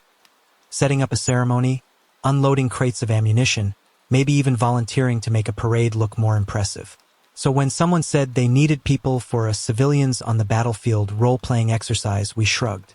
It was just another assignment, probably a week or 2 of pretending to be local townspeople while a training unit did their field problem. They gathered about 10 of us from random units, Johnson and me from our infantry unit, plus a scattering of cooks, supply clerks, maybe a finance guy or 2. We didn't really care. They gave us the outline of the job. We'd drive up to a place called Zambrania, a big, dusty training village in southern New Mexico, about an hour north of Fort Bliss. Our role was to pretend to be neutral civilians caught in a military conflict so a unit could practice dealing with people who weren't the enemy. All we had to do was live in this fake town for a week or 2, wait for the training unit to arrive, and interact with them in ways that tested their patience and their approach to civilians. It sounded more interesting than loading trucks or sweeping a motor pool, so I was fine with it. The name Zambrania sounded odd. Someone in our group spelled it differently every time, but basically, it was a cinderblock ghost town built exclusively for military exercises. Anyway, after a couple of days of prep, they loaded us into trucks and dropped us off in that deserted place. Maybe 25 or 30 structures stood scattered around a few dusty roads. Some buildings were actual cinderblock shells. Others were shipping containers that had windows and doors cut into them. In the middle, 2 large 4-story structures faced each other across a main road, presumably to simulate tall office or apartment buildings. We had minimal supervision. A sergeant would come daily from Fort Bliss, bring us water, rations, check we were still alive. Then he'd leave again. At least half the group was a bit spooked from the start. Something about a ghost town, built not for real residents but for practice. The air felt stale, as though it carried the memory of thousands of boots running drills, but no genuine life. Johnson and I just told each other it was a chance to relax. For me, it felt like a mini deployment minus any actual danger. The place was out in the wide-open desert, with nothing but sagebrush and cacti around it. We saw the occasional rabbit, oryx, and 1 or 2 tarantulas, but otherwise it was emptiness. We settled into one of the bigger cinderblock buildings labeled as a church. It had a rickety wooden door, a few pews made of battered wood, and a narrow staircase winding up to a fake bell tower. We found a small fake cemetery in the back, complete with a few tombstone props that looked suspiciously heavy and real. At first, we all chose to sleep there, piling our sleeping bags on the floor, because it was relatively clean. It was definitely more stable than the shipping container huts. I should mention the group itself was an odd mishmash. You had me, an infantry medic, often just called Document. I was also the only woman in the group, which didn't bother me much. My best friend, Johnson, was a full-blooded infantryman. The typical unstoppable grunt who'd run toward a gunfight without hesitation. Then you had Sanchez, a field artillery guy, plus a handful of supply and admin soldiers. It became clear early on that none of them really wanted to be in charge. Johnson ended up taking a sort of leadership role by default, just because he was the most decisive. He didn't like being in charge, but it happened naturally. The plan was for us to be there for at least 2 weeks, maybe a bit longer, waiting until the main training unit arrived. They'd be out in the field doing a mock war scenario, eventually rolling into Zambrania. We were to act like regular townspeople, cooking, complaining, wandering around, maybe staging a riot if the higher-ups told us to. Meanwhile, we lived there with no showers, just bottled water, MREs, and a few porta-potties. We had no forced schedule, just a daily check from that sergeant with supplies. Honestly, it was the best detail I'd ever gotten. Usually, details are tedious or physically demanding. This one felt like an extended camping trip, though the environment felt vaguely creepy. After a few days of playing cards, exploring the cinderblock alleyways, rummaging in shipping container shops, we got used to the place. Yet there was something about an artificially constructed town that unnerved us. Several times we discovered hidden tunnels under certain buildings, presumably for other exercises. Some led to dead ends, a few joined basements of the 2 tall 4-story buildings in the center, letting you cross from one building to the other in secret. We joked about how we'd use those tunnels to surprise the training unit once they showed up. Anyway, the unsettling vibe wasn't just about the emptiness or the dust. At times, 1 or 2 of the younger guys would swear they heard footsteps in a building that was supposed to be empty or glimpsed a shape darting around a corner. Johnson and I mostly brushed it off. In a place that big, with random tunnels, it was easy for illusions to form in your mind, especially at night. None of us were rookies with ghost stories. The army alone provides plenty of them in old barracks or deserted training sites. So we'd heard our share. We tried not to dwell on it. One evening, right around dusk, we'd gathered in the church to eat. Our routine was straightforward. We'd set up candles or small battery lanterns inside, spread out MRE packs, and talk. The desert outside was turning dark, the sky striped with orange and pink, and the breeze carried in a slight chill. Our big black garbage bags, filled with MRE trash and such, sat in the entryway near the door, about 10 feet from the bottom of the winding staircase that led to the bell tower. Johnson and Sanchez finished their meal and grabbed their trash, intending to toss it in the bigger dump area we designated behind one of the shipping container huts. I was across the room, picking up a few leftover items, when I noticed them freeze just past the open double doors that led from the main room to the entryway. They were side by side, each clutching a garbage bag, and they both looked up the staircase. Neither said a word, but their body language shouted alarm. They turned around, wide-eyed, and jumped back into the main room. Some of the others also noticed how rattled they seemed. Immediately, I stepped closer and said, "What's wrong?"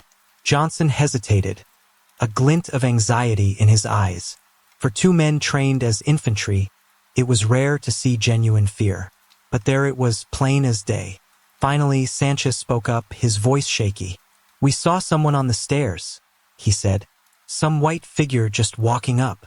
Johnson confirmed it, nodding rapidly. They described seeing a shape move along the steps, heading to the first landing, then vanish around the corner as if it took the next flight. The weird part was how it disappeared. There was nowhere to go but up, and if a flesh and blood person had been there, they would have heard more footsteps or glimpsed them continuing. But the stairs were silent. They said the figure looked somewhat translucent, or at least not entirely solid. When they went to check the stairwell, it was empty. No one was up there, and they couldn't see any sign of a presence. I glanced at them, half expecting a grin or some comedic reveal, but they were too spooked for it to be a prank. Johnson's attitude changed from relaxed to on guard. "We're not sleeping here tonight," he muttered. Nobody argued, especially with the look on Sanchez's face. Without much debate, we decided to relocate to another building we liked, one of the cinderblock structures with working electricity. It was just across a small courtyard, so we didn't have to go far. A few of the other guys joined us, presumably not wanting to remain in the haunted church. By the time we arrived in the new building, it was fully night. The overhead lights in that structure gave a bit more comfort, though the rest of Zambrania loomed dark and silent outside the windows. Johnson and Sanchez retold their experience to the group, describing the figure's shape in detail. Some believed them, others were uncertain, but they were clearly rattled. Johnson, typically stoic, kept fidgeting, scanning corners, and it made the rest of us uneasy. I asked if I should go back to the church to fetch anything else, maybe see if the figure was still around, but Johnson gave me a look. "You're crazy," he said. "If you want to, do it, but I'm telling you, we're not going back there till morning." I ended up going back briefly, collecting a few small items we'd left behind. I'll admit part of me wanted to see if I could catch a glimpse of this ghostly presence. Nothing happened. I returned safely, though with my heart thumping in my chest just from the atmosphere. For the rest of our time in Zambrania, maybe another week, nobody else reported seeing anything. We stuck to the new building mostly, used the shipping containers to store gear, or roamed the town by day. Eventually, the training unit arrived, and our job kicked in. We played the role of civilians, tried to cause friction with the soldiers by staging a protest, complaining they were too loud, or crossing their perimeter lines when they told us to stay put. The comedic side was that we were half bored and half delighted to be messing with these guys. They dealt with us as best they could, sometimes ignoring us, sometimes trying to bribe us with MRE snacks to keep us calm. When the entire operation wrapped up and we returned to base, Johnson and I reflected that it had been the most entertaining detail we'd ever been assigned, except for that encounter in the church. Johnson sometimes brought it up in passing.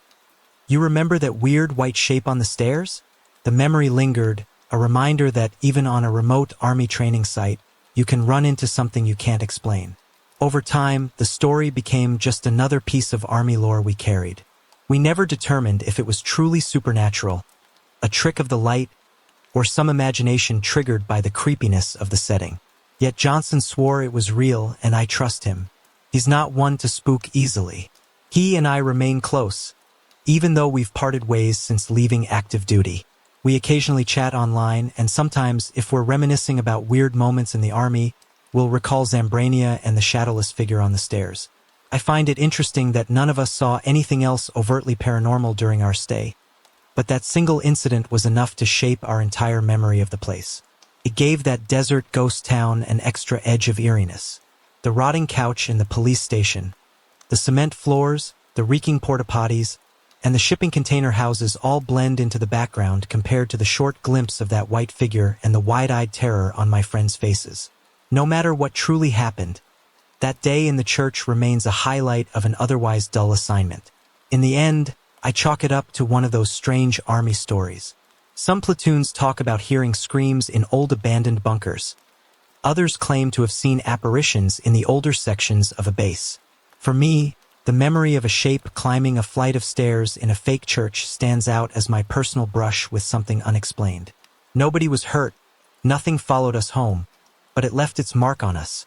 A small reminder that there are corners of this world, even man-made ones, where unexplainable things can appear. I was 14 years old when this happened, and at the time I was living in Mexico with my family. It was the rainy season, which meant that nearly every evening, dark clouds gathered overhead. The rain would typically begin in the late afternoon, intensify at night, and sometimes keep going until dawn. Because I was used to living in this region, I knew the rain often brought about rivers that formed out of dry creek beds, turning them into rushing waters. It was something everyone in the neighborhood learned to navigate, from older folks to little kids, because the roads and fields would flood in unpredictable ways.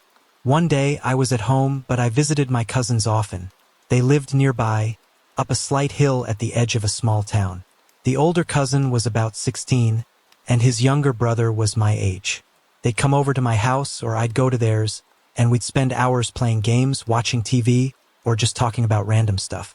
On this particular day, my older cousin was telling us he'd heard La Llorona the previous night. If you're not from Mexico, La Llorona is a well-known legend. A woman's voice wailing in the darkness, searching for her lost children, or so the story goes. People say that if you hear her crying, it's often a bad sign, or that she's drawn to places with water, like rivers or lakes. When my cousin said he'd heard La Llorona, I laughed, along with his younger brother, because we were all somewhat into the paranormal. We liked ghost stories, told them to spook each other, but never really believed that such an iconic legend would show up in our actual lives. It was one thing to chat about monsters or ghosts, but it was another to claim La Llorona had walked right by your window. We teased him a bit, but he stayed serious. He insisted he had truly heard her the night before, wailing in the distance. He told us his place was especially prone to weird happenings because a river formed behind his house whenever it rained heavily. I remembered that, in rainy season, a gully near his backyard turned into a small, rushing stream. My cousin said La Llorona would appear there, wandering the water's edge. He was convinced, after hearing her once, that she might show up again. He asked if I wanted to sleep over that night to see for myself. My younger cousin and I exchanged glances. Part of us was nervous, but I was also curious. Maybe we'd just end up sharing ghost stories, watch a storm pass over, and that'd be the end of it. So I agreed. I grabbed a small backpack with pajamas, a spare shirt, and my toothbrush, told my parents I was spending the night. They thought nothing of it. They were used to me hanging out with my cousins, and I suspect they didn't believe in La Llorona any more than I did at the time. When dusk came, we gathered at my cousin's place. The air outside was damp, the sky a dull gray. We were inside the living room, flipping through channels on TV. My aunt and uncle were around, but it was getting late, and they turned in early. By around midnight, the living room was ours. We huddled with blankets on the couch, the TV volume low. It was a typical scene, me, my younger cousin, and the older cousin who swore he heard La Llorona. We whispered about random topics, occasionally glancing at the windows. The steady drum of rain on the roof made the atmosphere cozy but also slightly tense, especially with the earlier rumor of the wailing woman fresh in our minds. A couple of hours passed like that, the rain continuing outside, and soon it was near 3 in the morning. The TV played some late-night program we weren't really paying attention to. Suddenly, I noticed my older cousin pull the blanket over his head.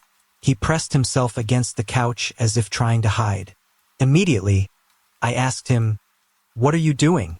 He didn't answer at first. Then he mumbled that it was about to happen, exactly like last night. The same sequence of events. First the dogs, then the cats, then the chickens and cows, and finally everything would fall silent. I exchanged a skeptical look with the younger cousin. "What are you talking about?" I asked, but a chill crept into my voice. My older cousin just said, "The dogs will start barking any second." Right on cue, distant barking cut through the sound of rain. It wasn't just one dog, but several, scattered across the neighborhood, building into a chorus of frantic howls. I felt the hair on my arms rise.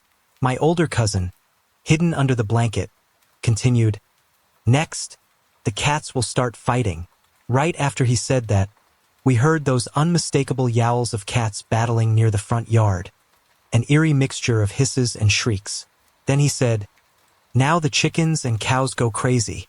And sure enough, we could hear the squawk of chickens in someone's yard and the distressed lowing of a cow or two from a neighbor's property. It was the strangest meltdown of farm animals all at once, echoing into the early morning darkness. At this point, I was thoroughly spooked. My younger cousin pressed closer to me, eyes wide. My older cousin was trembling so much I could see the blanket quiver. Then he said, "And then they'll all stop at the same time." A moment later, as if obeying an invisible command, the barking, yowling, clucking, and mooing cut off, leaving a jarring silence. Even the rain seemed to hush. It was as though the entire night had paused to listen to something we couldn't hear yet. The hush was so total that not even a cricket chirped. My older cousin muttered from under the blanket, "She's coming. She's coming." I felt a knot twist in my stomach. As much as I wanted to act tough, hearing the animals all lose their minds then abruptly stop was unnerving. "Who's coming?" I asked, even though deep down I already knew. He didn't answer, but the tension in the air made it clear. Then, In the distance, I heard it, a long, mournful wail, drifting through the darkness. It rose in pitch, then faded, echoing as though traveling along the wet roads and fields. My heart pounded as I recognized the cry that legends call La Llorona, the weeping woman. I proposed that we try to see if there was anyone outside. A trick of the wind, maybe, but my older cousin was too paralyzed with fear to budge from his blanket. The younger cousin was also frightened, but a spark of curiosity overcame him, so we both stood. Step by step, we edged toward a window near the back door. The wailing came again, this time from the opposite direction. It sounded as though the voice was moving, floating along the roads, circling the house. "Wait until it sounds far," I whispered to my younger cousin. "Then we'll open the window and peek." He nodded, swallowing hard. The wail rose once more, and it seemed slightly farther away. We took a step, but a sudden noise from behind us made the younger cousin shriek. He jumped back, nearly knocking me over. His scream triggered my own terror, and I scrambled away from the door, nearly tripping. The wail from outside grew quiet again, as if listening to our panic. By then, we were both next to the older cousin, cowering near the couch. My chest hurt from breathing so fast, and every muscle felt tight.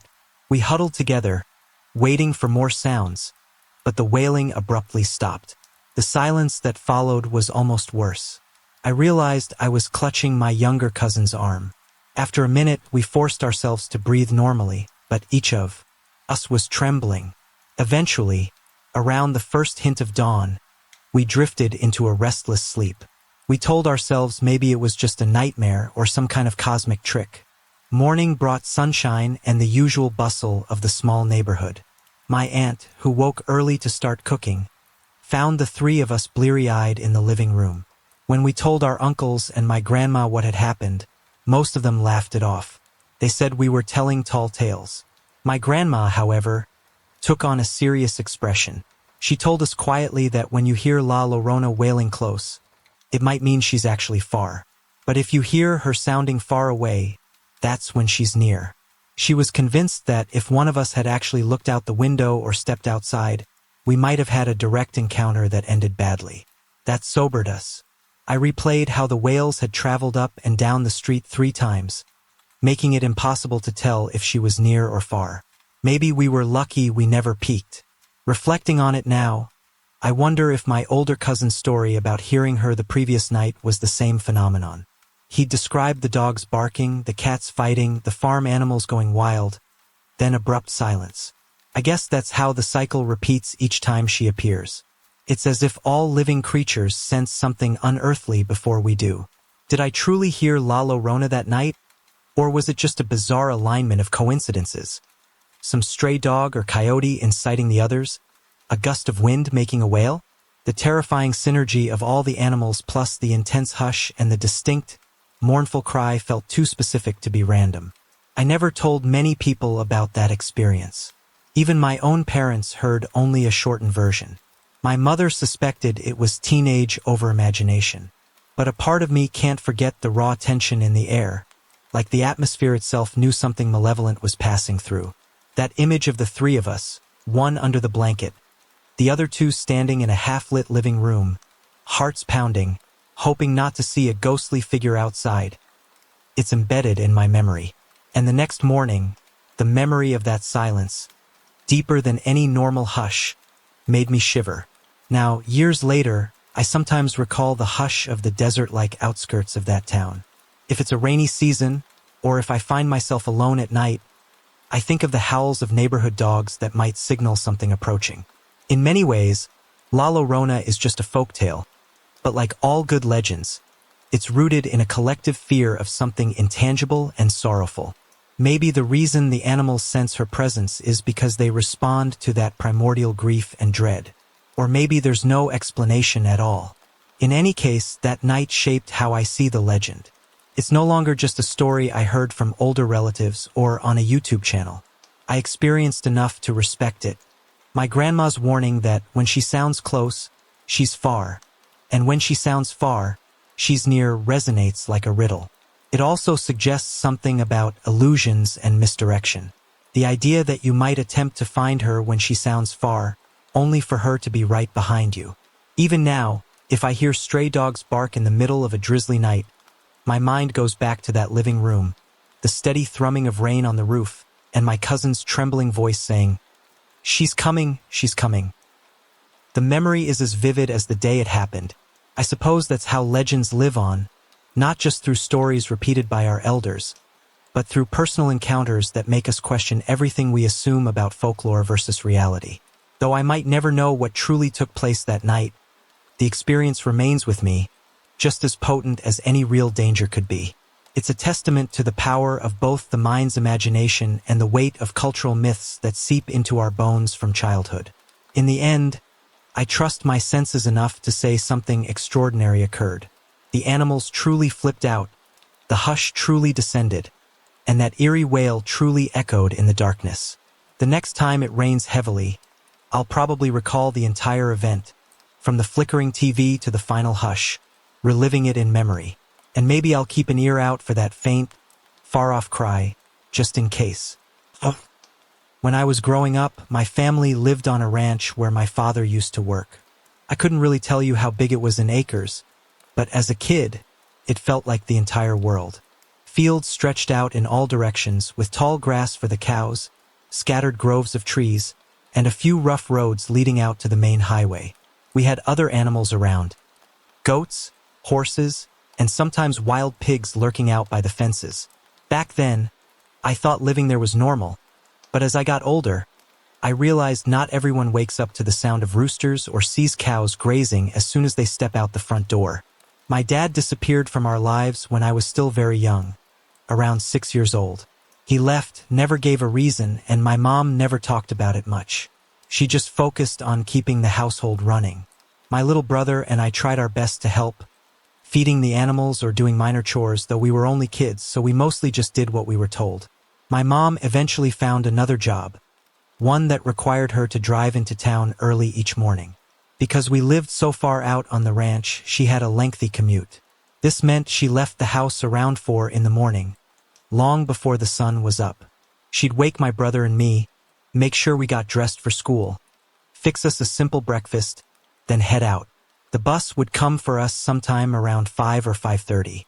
That bus schedule changed depending on which route the driver decided to take that morning. So every day was a bit unpredictable. Our ranch had 2 main gates. One was usually locked, so the bus driver either had to get off the bus to unlock it or go around to the main entrance. Some mornings, he felt lazy or pressed for time, so he'd skip the locked gate and circle around a longer route, which might cause him to come even earlier or later than usual. It was a bit of a toss-up. Because of that, my brother and I got used to standing by the gate in the dark for a good while, scanning the road for the headlights of the bus. We'd chat quietly or sometimes just stare at the stars, which were brilliantly bright out in the countryside. It was normal for us, although from an outsider's perspective, 2 children standing alone in the dark at 5 in the morning might sound unsettling. I remember that the mornings were cold, especially during certain times of the year. In rainy season, the chill in the air was noticeable and we wore jackets or sweaters. My brother was younger than me, so I tried to look out for him, even though we had normal sibling spats. On one morning in particular, the air was damp, and we could feel the moisture from a recent rainfall in the ground beneath our feet. The gravel road glistened slightly under the faint glow of a distant ranch light, and the smell of wet soil drifted around us. We had fed some of the smaller animals already, chickens and goats, and we'd patted the heads of a few curious cows that wandered close to the fence. Then we took our usual positions near the gate, my brother on one side of the driveway, me on the other, waiting for the telltale rumble of our bus's engine. There were plenty of cows out that morning, though that wasn't strange in itself. A ranch is full of them, after all. We noticed a white calf nursing from its mother, who was also a pale shade of white. It was a soft, almost ghostly color under the dim light. We didn't pay them much attention, since it's not like cows recognized us personally. We thought it was just another typical day. The bus was late or maybe early. We couldn't be sure. My brother kept glancing up the road, and I'd ask him, "Do you see the bus?" He'd reply, "No, do you?" We went back and forth a few times, more to break the silence than anything. Then I saw my brother's expression change. He stopped whispering about the bus and stared over my shoulder, his face shifting from neutral to alarm. Immediately, I guessed maybe the mother cow was acting protective or some large bull had come up behind me. Sometimes a bull would wander closer and you had to be cautious. So I turned around slowly, expecting to see a cow lowering its head or a bull snorting. But that wasn't it at all. What I did see has stayed in my mind for nearly 36 years. I've replayed the moment in my thoughts more times than I can count, questioning whether it was real. But it felt real, so vividly that I can still picture it. Standing by the cow was a man, except he had no head on his shoulders. Despite that, he moved as if nothing was wrong. He was wearing a checkered suit, like something from old photos you might find in a trunk in someone's attic, complete with a bow tie. At his side rested a strange carpet bag, the sort with a handle on top. He was crouching or maybe sitting, but there was nothing beneath him, so it looked like he was sitting on thin air. And unbelievably, it seemed like he was milking the mother cow. A wave of disbelief washed over me. The rational part of my brain insisted that people can't be headless, that this had to be some trick of the light, a weird shape or shadow. But I saw the checkered pattern of his suit, and I saw him leaning forward as if drawing milk from the cow, even though the father part of the scene was truly impossible to explain. Then he not turned his head because he didn't have one, but turned his shoulders toward us. I had this paralyzing certainty that he was looking at us, even though there was no face or eyes to see. My brother must have thought the same because he started running. So did I. I dropped whatever I was holding, my books, my lunch, I can't remember, and bolted after him. We sprinted back up the driveway toward the house, hearts pounding. In the early morning darkness, it felt like a nightmare, yet we knew we were fully awake. We reached the house and tumbled inside, heading straight for the washroom or screened-in porch area. We tried to quiet our breathing, listening intently for footsteps or any noise. Then we heard it, something moving inside the house. It sounded like boots or perhaps spurs, that distinct clinking as if a person was walking across a wooden floor. Fear seized me and I clung to my brother. We realized we might not be safe in the house, so we ran out the back door to find help. There was a hunting camp behind our place, and we remembered a neighbor or caretaker living near it. We decided to run there, hoping that someone would be awake. As we tore through the yard toward the camp, we encountered a crowd of wild pigs milling around in the darkness. Maybe 100 of them, or so it seemed. Wild pigs can be extremely dangerous, able to gore or trample you if they feel cornered. So we skidded to a stop, scanning for a way around them. They were huddled so thickly that it seemed impossible to pass. With no other option, we jumped up onto a picnic table standing out in the open. My brother and I clutched each other, half crying, trying not to draw attention from the pigs. I squeezed my eyes shut, expecting them to close in on us, but when I opened them a second later, they were gone. Every single pig had vanished, as if they'd never been there. It was unbelievably eerie. Maybe they ran off into the brush quietly, but we heard no scuffling or snorting. Nothing. It felt like we were caught in some twisted dream. First a headless man, then spurs in the house, then a vanished herd of wild pigs. We hopped down from the picnic table, ran further, and pounded on the door of the caretaker's home. Our frantic knocks must have jolted him awake. He came out wearing a belt lined with bullets, like a scene from an old western, and holding a gun. We babbled about seeing a man with no head, hearing footsteps in our house, encountering 100 pigs that disappeared. He stared at us like we were insane, but we insisted we weren't joking. He agreed to help and walked with us back to the house, gun at the ready. Every step made me anxious, expecting to see that headless figure or the wild pigs. But when we reached the front door, all was silent. He searched the rooms, checked outside, found no trace of anything strange. No footprints, no hoof marks, no sign that a mysterious man had ever been there.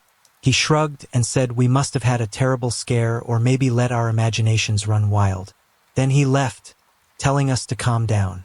Within minutes, our school bus arrived, headlights blazing up the dirt road.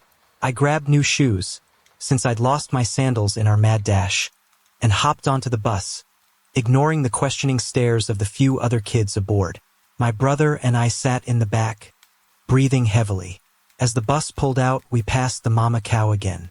There was nothing unusual by her side, just the white calf. No checkered suit figure, no sign that anything had ever happened. Later that day, after we got home, we explained it all to our mom. She just shook her head, probably thinking we were overtired or had let a creepy shadow spook us.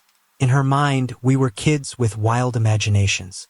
She told us to ignore these fantasies, but we insisted it felt real.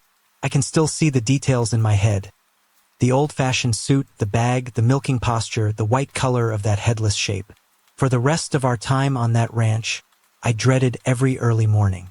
My dad was gone, my mom had to leave for work, so that left us waiting alone for the bus. Eventually, my mom decided it was best if my dad's brother or some older relative would wait with us at the gate, or at least keep an eye on us from a window. My brother and I never again saw the headless man or the ghostly pigs. Yet the memory lingered.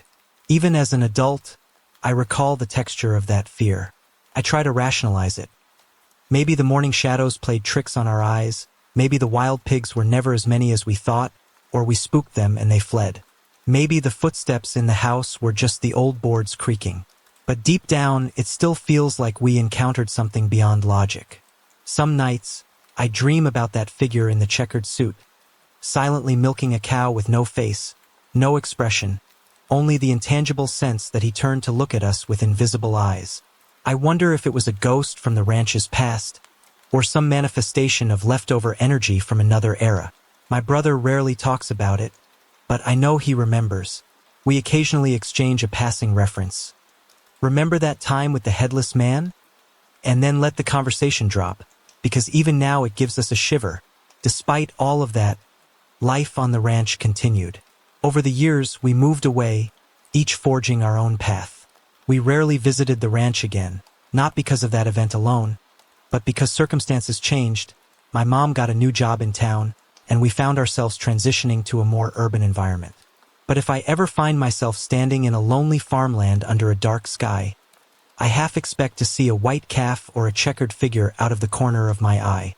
And I can't help but reflect on how strange that morning was, how powerless we felt, and how it left a lasting mark on my sense of the world.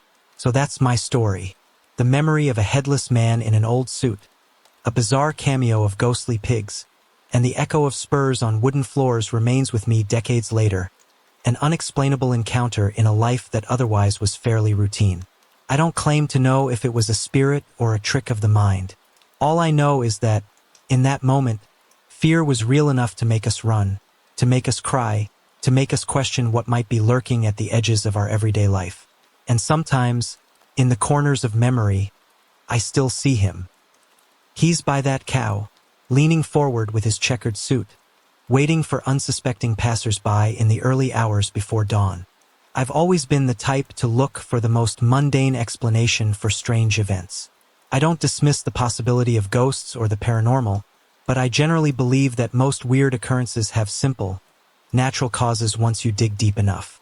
I've owned an older home for a while now, and it apparently has something of a reputation in the neighborhood. My coworker's daughter was good friends with someone who used to live here, and those girls claimed to hear strange noises in one of the upstairs bedrooms. Given that it's an older place, it's not hard to guess where those noises might come from. Wooden floors and walls settle and creak, plus there's the attic with its potential rodent activity. In fact, I've personally heard the occasional scratching from inside the walls, which is almost certainly squirrels or mice.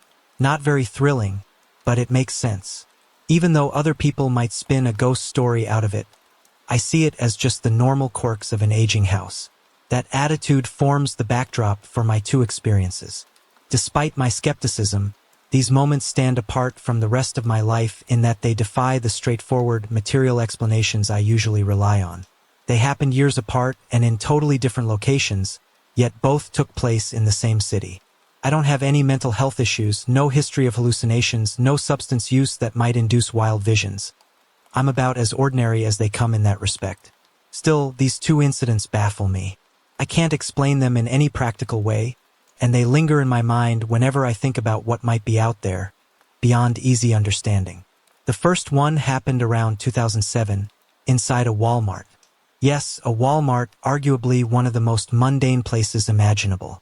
I was a college student at the time, and my class schedule left me with an awkward 3-hour gap between courses. Rather than just sit on campus, I decided to drive over to the local Walmart to browse the aisles and maybe buy something random. It wasn't a busy day.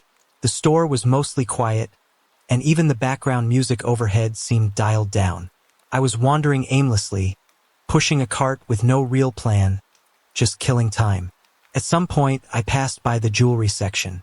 The next thing I knew, I felt and heard a loud whisper right in my ear. A sharp, angry hiss that spoke my name. I distinctly remember that it felt like a person's breath, hot against my skin, as though someone had leaned in close to me. The voice itself was undeniably hostile in tone, almost as if someone had built up frustration and decided to call my name under their breath. My immediate reaction was to spin around and see who was there, expecting to catch some friend or acquaintance playing a bizarre prank. But the aisle was empty. In fact, the nearest person was at least 30 feet away, near the electronics department or somewhere else. There was absolutely nobody in the immediate area. I checked behind displays, even took a few steps around, but found no sign that anyone had dashed off. What sticks with me is the lack of fear I felt. You would think that hearing a disembodied voice speak your name would send chills down your spine. And I was startled, yes, but not truly terrified. More like intensely curious and a bit unsettled. I tried to replay the situation in my head. Could it have been a malfunction of the store's PA system? Some weird auditory glitch? But why my name? Whispered in an angry tone.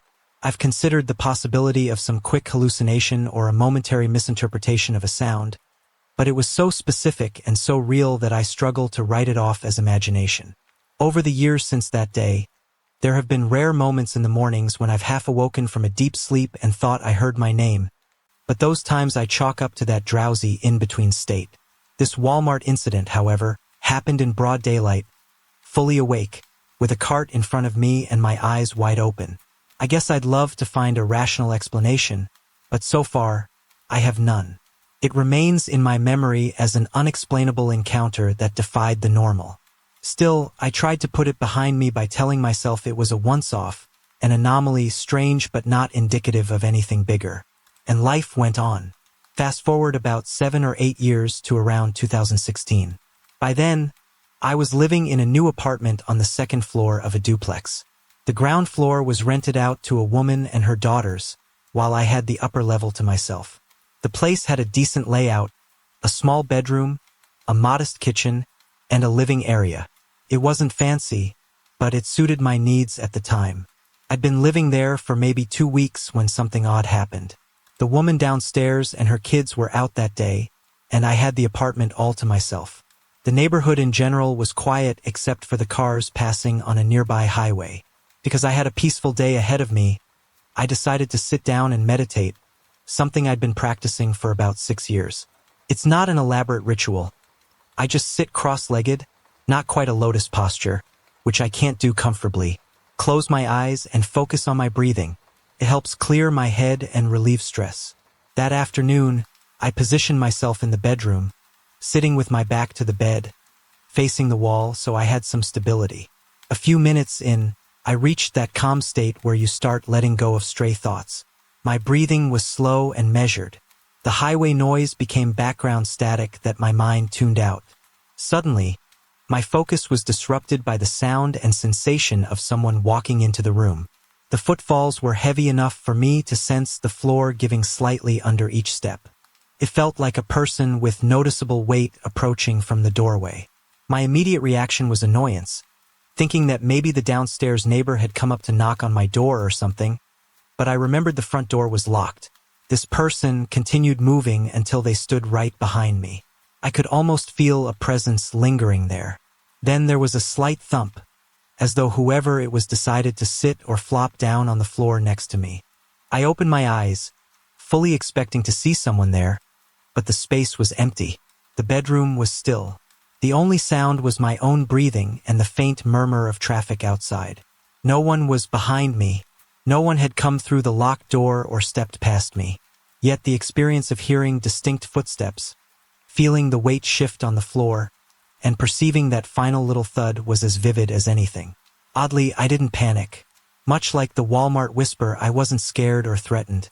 The presence felt more curious than aggressive, as if it wanted to figure out what I was doing. A sense of calm replaced my momentary confusion, and I sat there for a while, waiting to see if anything else would happen. Nothing did. Eventually, I got up, looked around the apartment, checked the locks, and concluded that I was still alone. No further oddities occurred in that apartment. Not once did I hear footsteps or sense that presence again. It was as if whatever or whoever that was showed up for a single moment, then vanished. I can't see an easy explanation for that. Could it have been a dreamlike state brought on by deep meditation? Possibly. Yet I've meditated for years, and nothing like that had ever happened before or since. I wasn't drifting off to sleep. I was still alert.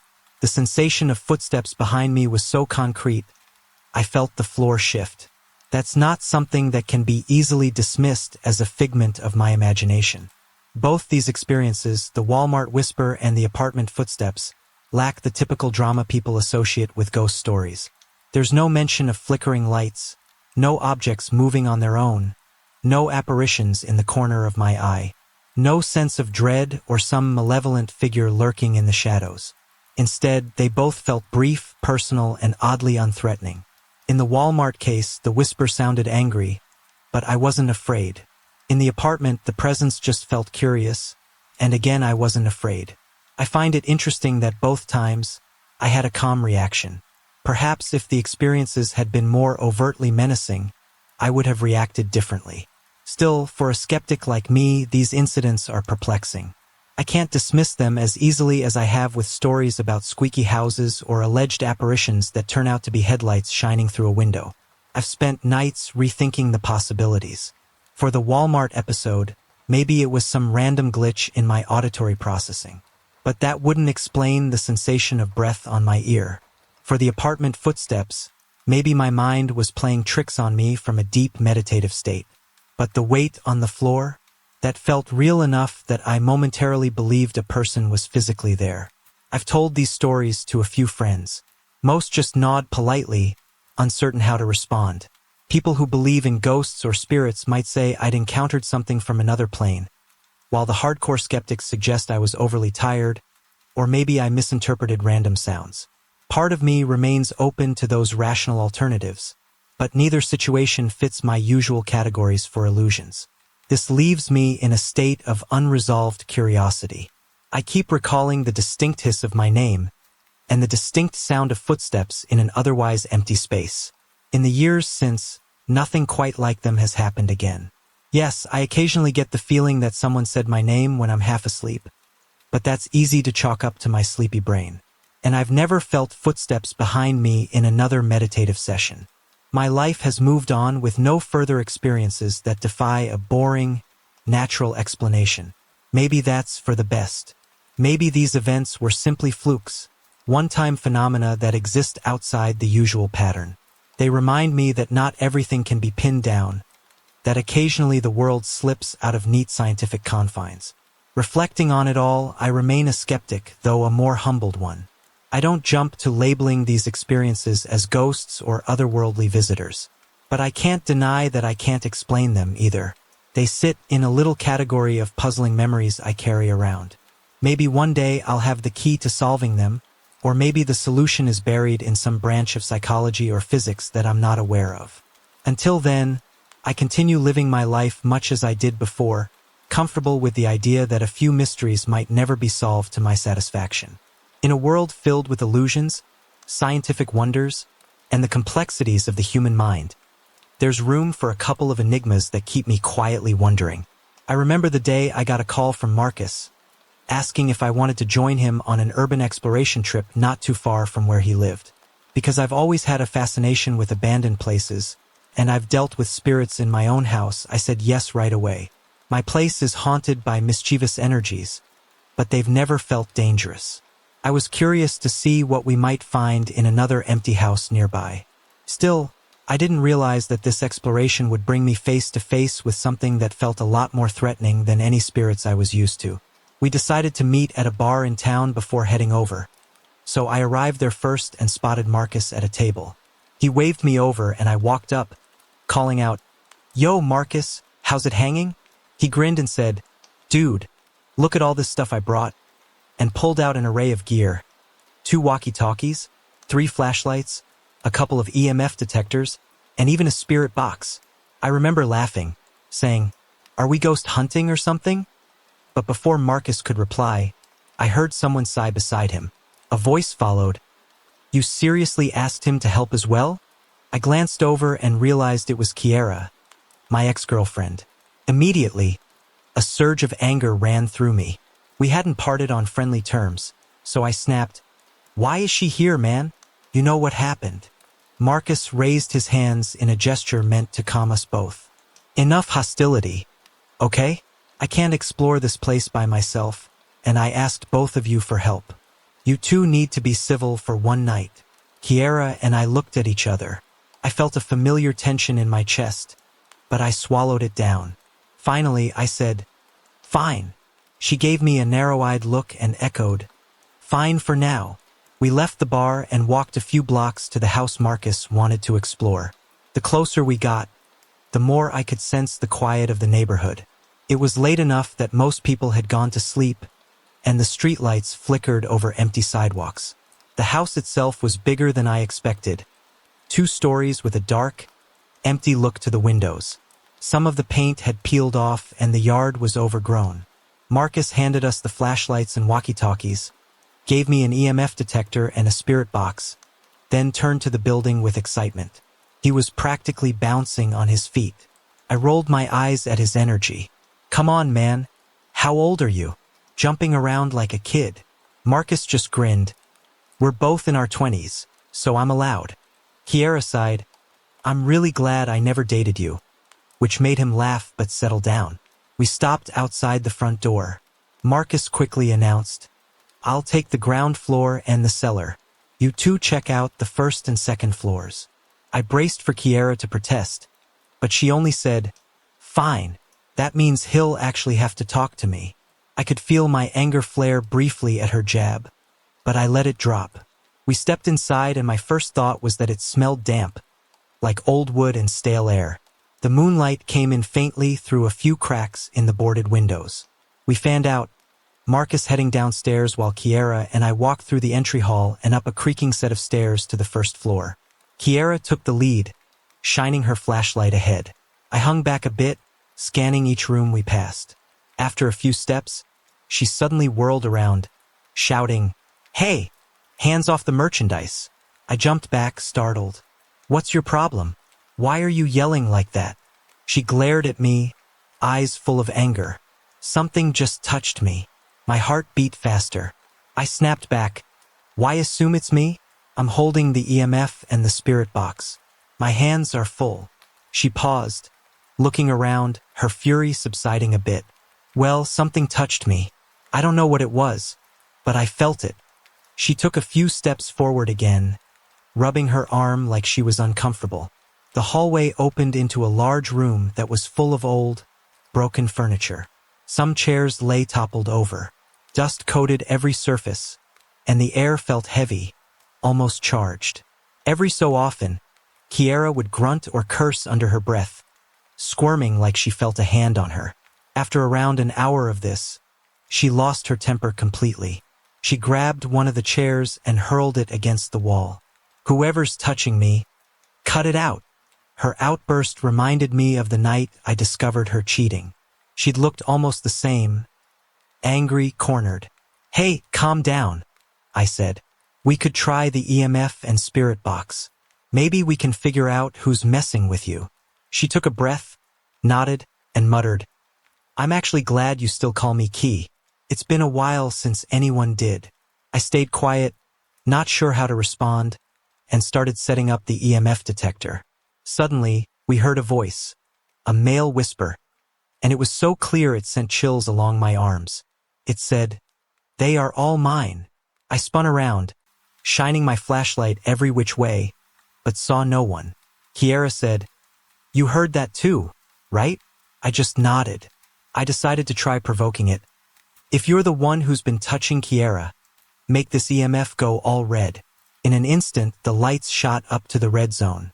That had never happened to me before, and my throat went dry. Kiera, trying to keep her composure, said, "If you have a thing for girls, go red again." And sure enough, the lights spiked to red again.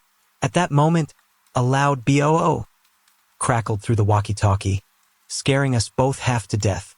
Kiera snatched the walkie and started yelling, cursing at Marcus for pulling a stupid prank. Once she finished her tirade, I took the walkie from her. "Marcus, that better be your only joke tonight, man. We're talking to something real here." I called him a dumb nickname, something about cucumber pants, which made Kiera look at me weird. "Long story," I muttered. Marcus apologized, said he was still trying to get into the cellar, but it wouldn't budge. We told him to go ahead and keep exploring, just not to scare us like that again. After that, we tried asking more questions, but whatever we'd been communicating with seemed to vanish. The EMF stayed flat, and Kiera reported no further touches. Eventually, we found our way to the stairs leading up to the second floor. Kiera suddenly sighed in relief, muttering something like, "Finally, no more hands on my merchandise." She gave a small laugh when I teased her about it, and I felt an unexpected pang of nostalgia. I once loved that smile. Before I could dwell on it, I heard a faint little girl's voice whisper, "He is gone." I whipped around, searching the hallway behind us, but found nothing. Kiera noticed my frantic movement. "You look like you just saw a ghost. What happened?" She put a hand on my cheek, and for a moment I felt close to her again.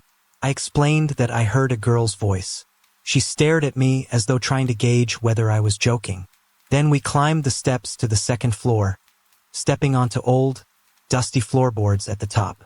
No sooner had we arrived than a loud thud echoed from the corridor. A small ball rolled across the floor in front of us. I tried to pretend it was no big deal, mumbling, "Maybe it's just the wind." We both knew that was a flimsy explanation, but we wanted some comfort. Then came thudding footsteps from the floor below. I grabbed the walkie and asked Marcus if he was moving. "Around a lot." He replied, "No, I'm still at the ground floor trying to get into the cellar." "Why?" Kiera added, "We just heard footsteps, and I've been touched for the last 2 hours, but it wasn't Tay." Marcus fell silent for a moment, and we heard girlish laughter over the static. Kiera and I exchanged worried looks. Another loud thud reverberated, and Kiera let out a scream. I saw tears glistening in her eyes. I reached up to brush her hair behind her ear, trying to calm her.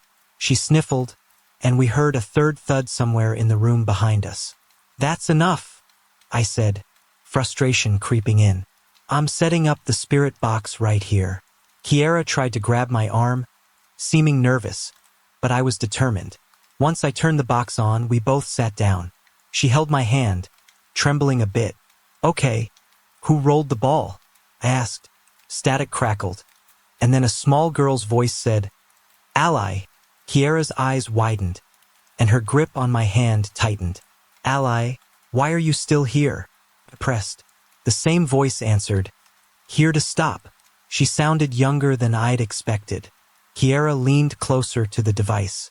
"Are you trying to stop the person who touched me?" she asked. "Yes, he evil," the spirit box replied. Kiera's face paled. She whispered to me that she felt nauseous. The next words from the spirit box were, "That's him." Kiera clapped a hand over her mouth, looking like she was about to be sick. I practically begged her, "Ki, go outside. I don't want you getting worse." She hesitated, asking if I'd be okay. I nodded, seeing how shaky she was. We stood, and I helped her to the stairs, supporting her until she made it down. Then I returned to the spirit box. "Who made her sick?" I demanded. A cold male voice answered, "I did. She is mine now." My blood ran cold. "What kind of sicko are you?" I shouted. Suddenly, I heard approaching thuds in the hallway, but they stopped short. The girl's voice echoed once more through the box. "Is she safe?" I got up and looked out the window. I spotted Kiera outside, walking in circles, checking her phone. I quickly texted her, telling her to sit still so she wouldn't aggravate her nausea. She glanced up at me through the glass, then typed something on her screen. My phone buzzed. "I'm fine now, but it seems you have some help from the young girl next to you." I spun around, but saw no one. Right then, the male voice on the spirit box snarled, "Get out." It was more forceful than before. I glanced outside again, seeing Kiera safe on the lawn, then felt a weird sensation. The hair on the back of my neck stood on end, and I heard the girl's voice right next to my ear, whispering, "Get out. He is here." Something in the room clattered. I turned to see the spirit box flying off the table, smashing against the wall. Terror shot through me, and I backed out of the room. The hallway lights seemed to dim, or maybe my eyes were playing tricks on me. My flashlight flickered, weakening. I tried the walkie to call Marcus, but I got only static. Suddenly, all the doors up here slammed shut at once with an echoing bang. The force rattled the walls. My heart was pounding, but rage bubbled up alongside my fear. I yelled, "You're the one who made Key sick, right? Show yourself." Silence. I started losing my temper. "You're a coward if you hide like this." The moment that sentence left my mouth, the doors all rattled hard, maybe 4 or 5 seconds of intense shaking. Then I heard a male voice, seemingly not from the spirit box this time, but echoing through the hall, "All girls are mine." At the far end of the corridor, I saw a tall, thin silhouette of a man. It didn't look quite human in its shape, stretched, blurred. Then, loud as anything, I heard, "Get out now." That was my breaking point. Without a second thought, I bolted toward the stairs, nearly stumbling in my haste. As I reached the first-floor landing, I heard the girl's voice again, "Please help." The sorrow in her tone made me hesitate. But then I heard violent crashing from deeper in the house, and my nerves couldn't take it. I hurried down to the ground floor. It was there that I noticed the cellar door rattling uncontrollably. It shook so hard I feared it might splinter. For a few seconds I just stared. Then I saw a small hand appear from underneath the door, as though someone was stuck down there. My mind screamed at me to run. I tore open the front door and stumbled outside. Gasping for breath, I turned back, expecting something to chase me. Instead, I felt Kiera's arms wrapping around me. She was crying, hugging me tightly. "Oh, thank God," she sobbed. "I thought something happened to you." Confused, I pried her off me and saw Marcus standing behind her, looking worried. "What are you talking about?" I asked. Kiera sank to her knees, still weeping. Marcus stepped forward, speaking quickly. "Dude, how did you get in and out so easily?" That question made no sense to me. I stammered. "What do you mean?" "I just walked out," Marcus explained. "You said over the walkie that you were in the cellar, and then a second later you said something collapsed on you, that you were dying." My jaw dropped. When did I say that? He insisted he heard my voice, that I was yelling about being trapped. Kiera nodded through her tears, confirming she'd heard it too. She said she wanted to rush in to save me, but Marcus told her to wait. She was convinced I was gone, that the house had done something to me. I glanced between the two of them, trying to make sense of it. But I never got into the cellar. The door was jammed. I never even tried to open it. Kiera shivered, wiping her cheeks. Marcus frowned. "All I know is that your voice came through the walkie. You sounded panicked. You said you had no chance of surviving. We tried calling you back, but it got lost in static. We all agreed to leave, though Marcus suggested we gather at the bar again to talk things over. Kiera and I walked off first, and I put my arm around her because she was still trembling. She told me softly, "I was sure you were gone. That voice on the walkie sounded just like you." I didn't know what to say. 10 minutes later, we sat in the bar, sipping whatever drinks we'd ordered, exhausted and shaken. Marcus joined us soon afterward. He mentioned that he'd set up a few cameras in the house before everything got too intense. He planned to retrieve them in the morning to see if they captured anything. The rest of that night was somewhat surreal. We tried to lighten the mood, returning to our old banter about silly topics, but we were all on edge. Eventually, we went our separate ways. I crashed at home around 6 in the morning, still trying to process the horrifying events. When I woke up late that afternoon, I found my phone flooded with messages. Kiera had written one that made my stomach drop. She said something like, "Marcus is messed up after seeing the footage.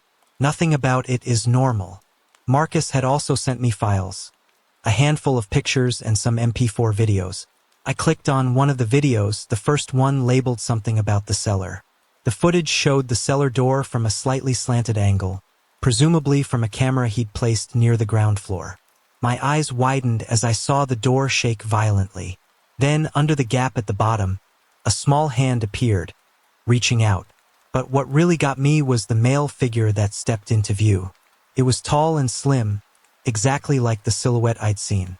The recording's audio crackled. Then a voice, the same male voice, spoke, "She is mine." My heart hammered in my chest. That single phrase brought it all back. The terrifying chase, Kiera's sickness, the frantic flight through those dark halls. We had encountered something beyond a simple haunting, something that was actively hostile and cunning enough to mimic my voice over the walkie. Even though I live in a haunted house with playful spirits, this was a different world of terror. As I replayed the video, I realized how close we'd come to something truly dangerous, how we were lucky to walk away. In some weird way, I also thought of the girl's spirit we heard, Ally, who tried to warn us. She might be trapped there, struggling against the malevolent presence. Looking back, I can't deny the fear. It grips my gut every time I recall that house. Kiera never quite talks about it, and we haven't repeated an exploration like that since. Marcus, for his part, says he'll never step foot on that property again. I don't blame him. Whatever roams that house, whatever calls out and claims to own every girl who enters, can have it. We survived, and that's enough. I'm used to ghostly happenings in my own home, but I'll take my mischievous poltergeists over that malevolent spirit any day. If anyone asks me about that place, I tell them not to go. Nothing is worth feeling the kind of dread I felt in those hallways, hearing that voice on the spirit box, or watching your friend, and even your ex, crumble under some invisible force's control.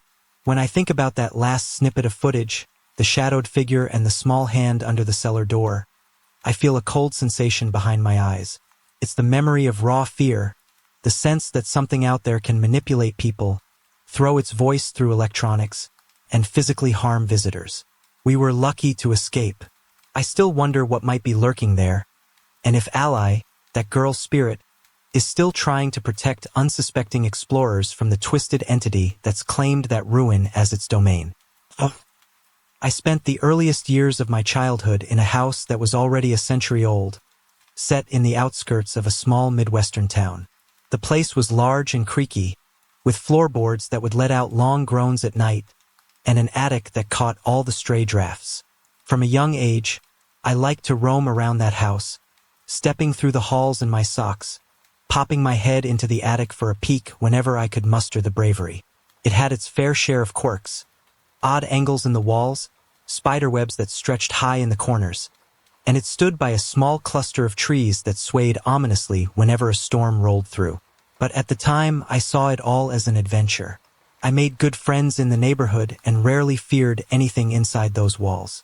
My biggest concerns revolved around how to climb the apple tree out back or how to convince my parents to let me stay outside a bit later every evening. Then, when I was around 10 or 11, my parents made the decision to sell the house. It caught me off guard because, for the longest time, I assumed we would remain there forever. I thought I'd grow up in that old house, marking my height on a doorframe each birthday and eventually leaving for college from the same front porch. But my parents wanted a change, possibly eyeing a job opportunity somewhere else, or maybe longing for a home in a more modern neighborhood. So they put the house on the market.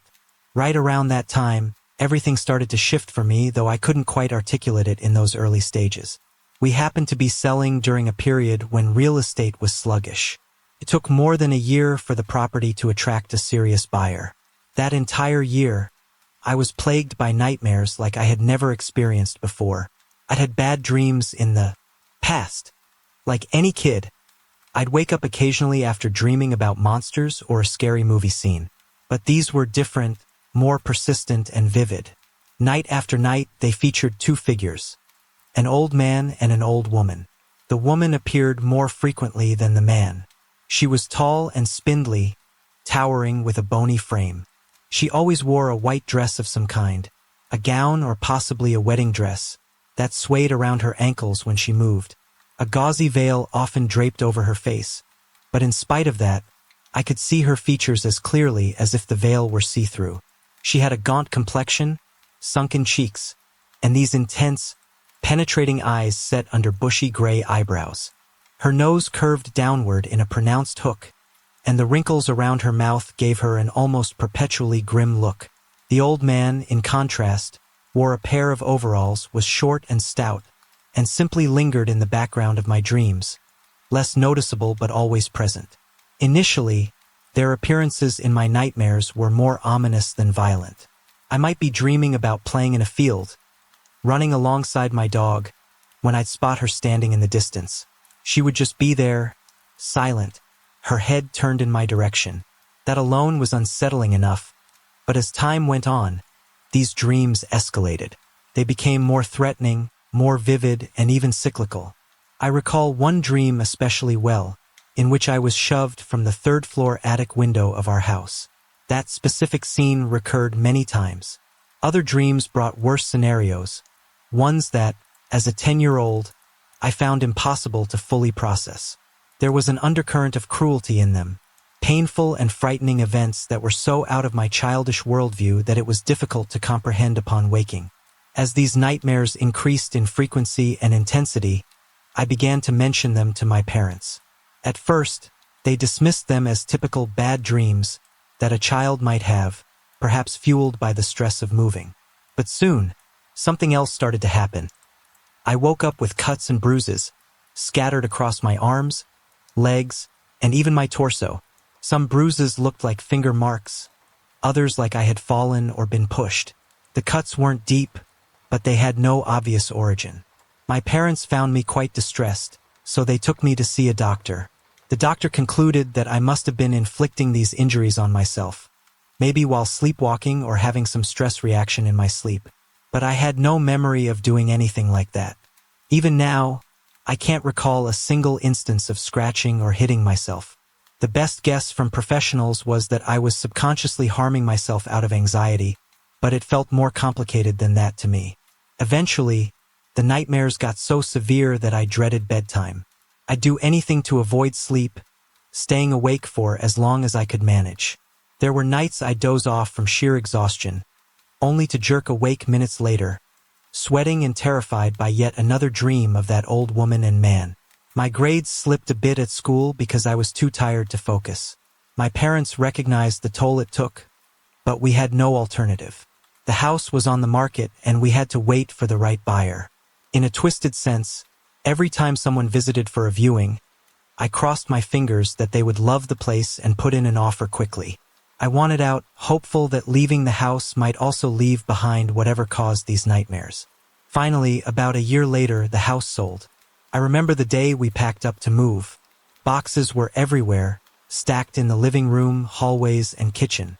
My parents loaded them into the car or the moving van, while I trailed behind with the smaller items. Even though a big part of me was relieved, I also felt a sentimental sadness. This was my childhood home, after all.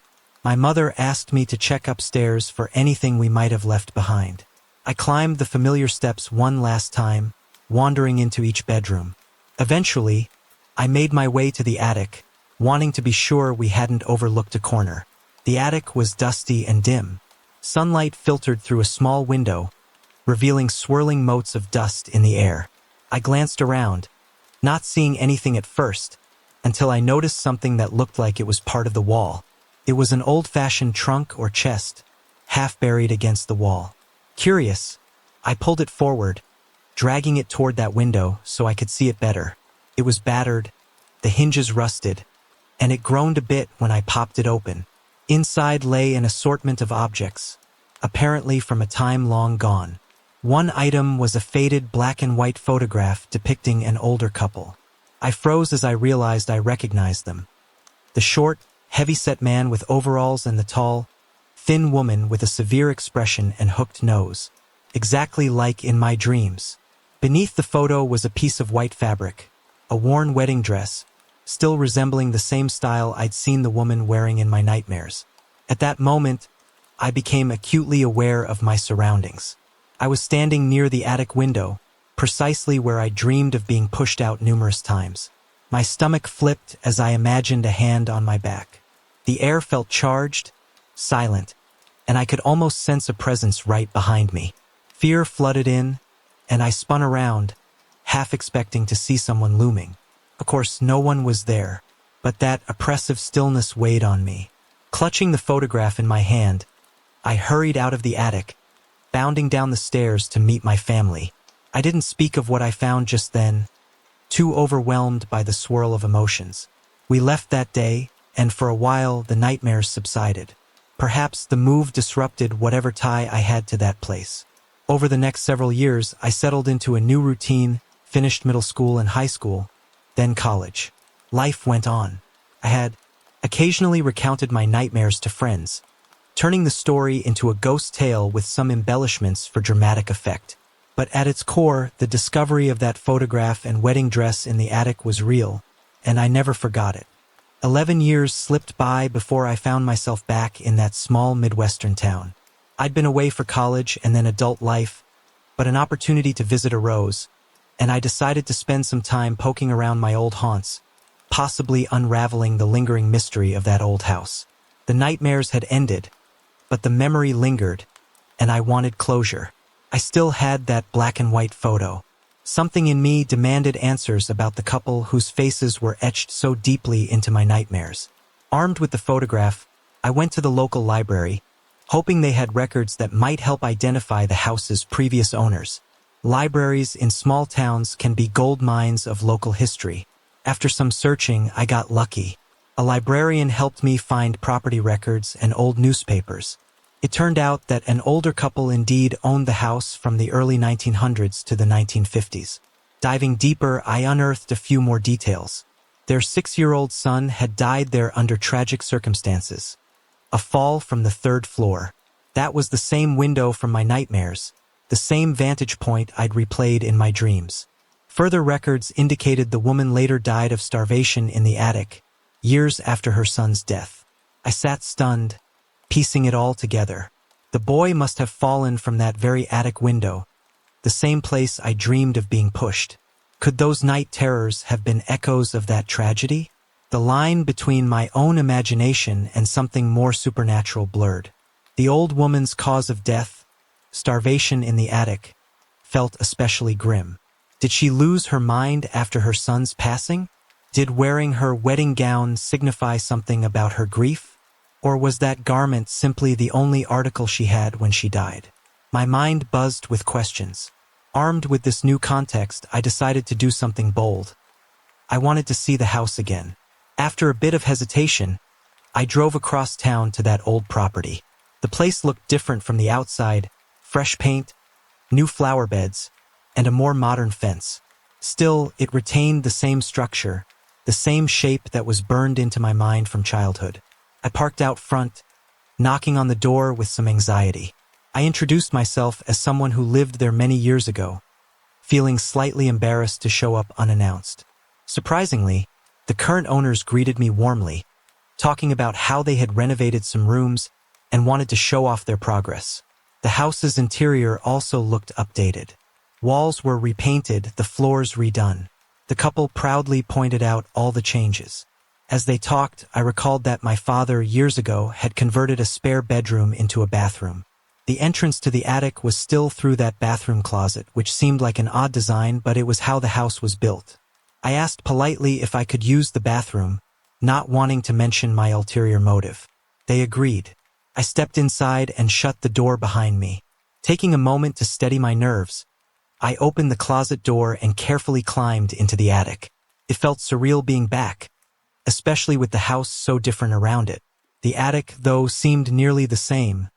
Still dusty, still an echo of the past. There were a few new boxes and storage bins, but in the shadows, I spotted the old trunk again. My stomach flipped with anticipation. I knelt down, slid the trunk out from the corner, and lifted its creaking lid. Inside, it looked just as I remembered. Personal mementos, random trinkets, the worn wedding dress.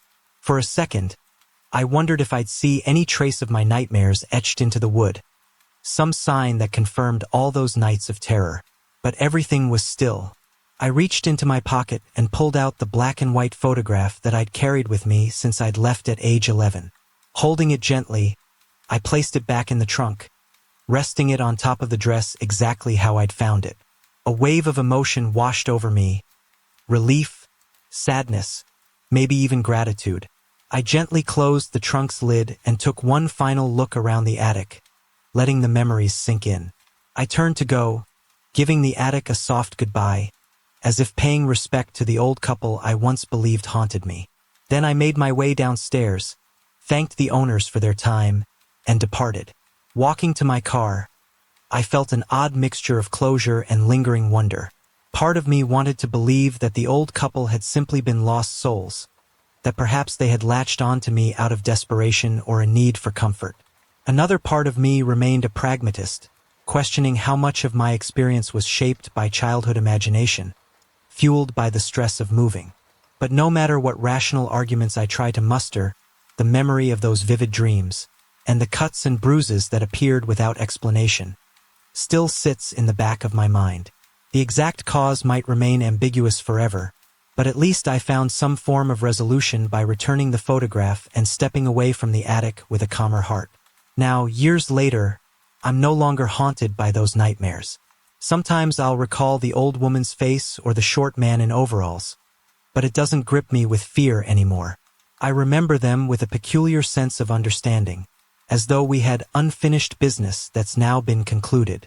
That final moment in the attic, leaving the photo behind, served as my personal farewell.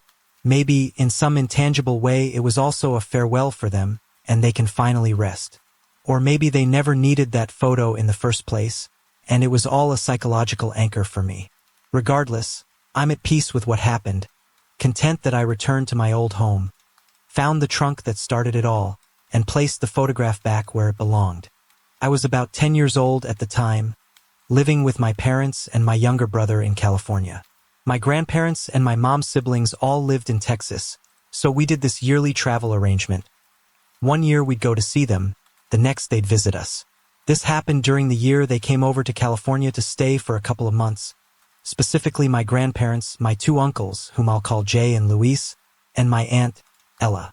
The thing about my aunt was that she was my age because my mom and grandmother were pregnant at the same time. A little fun fact in our family. Since my grandparents, uncles, and aunt would be around for a decent stretch, 2 months, my mom decided to rent them a small one-bedroom apartment on a month-to-month basis. It seemed perfect at the time. Cheap, conveniently located, and easy to move out of as soon as their visit ended. So they settled in, got themselves comfortable, and we started going over every day to spend time with them. Some nights I'd even stay over, so I got pretty familiar with the place. My Aunt Ella and I liked running around outside the apartment complex, and we'd also play indoor hide-and-seek when the weather was too hot or if it was getting dark. Our favorite hiding spot ended up being the closet in the bedroom. It was a small walk-in closet, big enough for us to slip in together sometimes. There was a pull-chain light hanging from the ceiling, and the door closed just enough to block out all the light from the bedroom. We loved it, crouching there giggling while the other person wandered around, peeking under furniture or behind curtains. Anyway, one particular day changed everything. My Uncle Luis was sitting in the bedroom working on a broken radio, so he was by himself. The rest of us were probably in the living room or kitchen. At some point, he noticed out of the corner of his eye what looked like a pair of pale legs walking across the bedroom. Immediately, he assumed it was either me or Ella because the figure was childlike in height. The person was wearing olive green shorts, and my uncle caught just enough detail to guess it was a little girl. She headed straight to the bedroom closet and closed the door behind her. Uncle Luis didn't think much of it in that exact moment because he knew Ella and I were always using the closet as a hide-and-seek spot. Maybe we were trying to scare the other, but eventually, he wondered why we'd stay in there for so long without making a sound. He stood up, went to the closet, and opened it, fully expecting to find one of us stifling laughter inside. Only no one was there. Confused, he walked out to the living room. My mom, my grandma, my Uncle Jay, and the two of us kids were all there, sitting around talking or playing. Ella and I certainly hadn't been in the bedroom at all. All of us saw the color drain from Uncle Luis's face. He strode over to the front door, peeked out the little peephole, then turned back to face the rest of us. I remember that look of uncertainty, as if he wasn't sure how we'd react to what he needed to say. Finally, he blurted, "I just saw a ghost in the bedroom." Uncle Jay made a joke, guessing maybe he'd seen a rat or something, but Luis shook his head. "No, a ghost. She had these pale legs and green shorts. She went right into the closet." My mom and grandma tried to rationalize it, but once Luis explained himself, they realized Ella and I had been right in their line of sight the whole time. We'd never left the living room. The strangest part was that it happened early in the day. It wasn't nighttime or the typical spooky hour, but broad daylight that left no explanation for who or what walked into that closet. The next day, my mom and Luis happened to see the apartment manager standing around outside in the parking lot. My uncle decided to just go for it and ask the manager point blank if the apartment had a history of hauntings, or if anything unusual had happened there. The manager hesitated, looking nervous, but sensing our concern, he finally shared a story. He explained that the previous occupant of that very unit had been an older woman living there for quite some time. Neighbors complained often about her, saying she was loud, rude, and acted very strange. After she moved out, the staff went in to do their standard cleaning, expecting just the usual dirt or maybe a messed-up carpet. Instead, they found what appeared to be a shrine in the bedroom closet. The manager didn't describe it in detail, but he did mention there was a pig's head in the center. I never found out if it was a real pig's head or some prop, but either way, it was freaky. The manager said it looked like the woman had been practicing black magic or something similar. After she moved out, neighbors claimed they sometimes glimpsed shapes inside the empty apartment windows and heard weird noises at night. Supposedly, they even saw lights flick on and off when the place was vacant. The manager relaying this story was a sober, no-nonsense kind of guy. His seriousness made it hard to dismiss. Even so, my mom remained skeptical, and my uncle was caught between disbelief and genuine worry. He had, after all, seen that childlike figure, whoever or whatever it was. None of it felt made up anymore.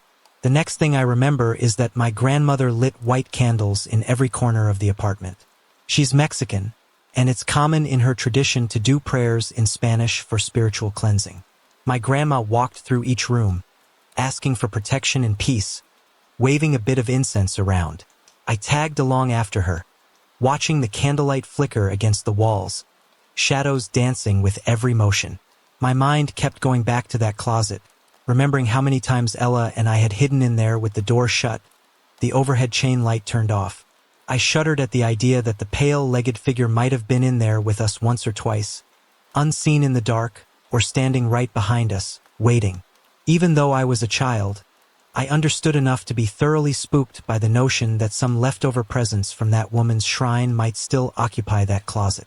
We stayed in that apartment for the remainder of their visit, though there was a definite shift in how comfortable we all felt. I recall that Ella and I never again used that closet for hide and seek. We avoided it, not explicitly acknowledging it, but each of us had a new wariness.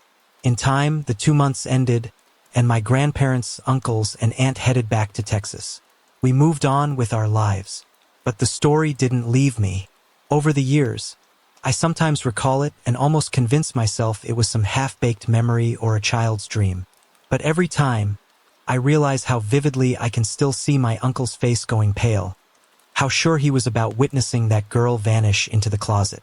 He's not one for tall tales, so if he says he saw it, I believe him. I wonder, did that figure want our attention? Was it a leftover shadow of the old woman's dark practices? Or maybe something else entirely, drawn to the negativity in that place? The manager's story about the pig's head, the black magic, and neighbors complaining about supernatural happenings never left me. Whenever I think about it, I picture the swirl of candle smoke as my grandma said her prayers, in Spanish, her voice steady as she tried to reclaim the apartment for light and warmth. The memory still makes me thankful I never actually saw the spirit with my own eyes. Hearing about it was unnerving enough.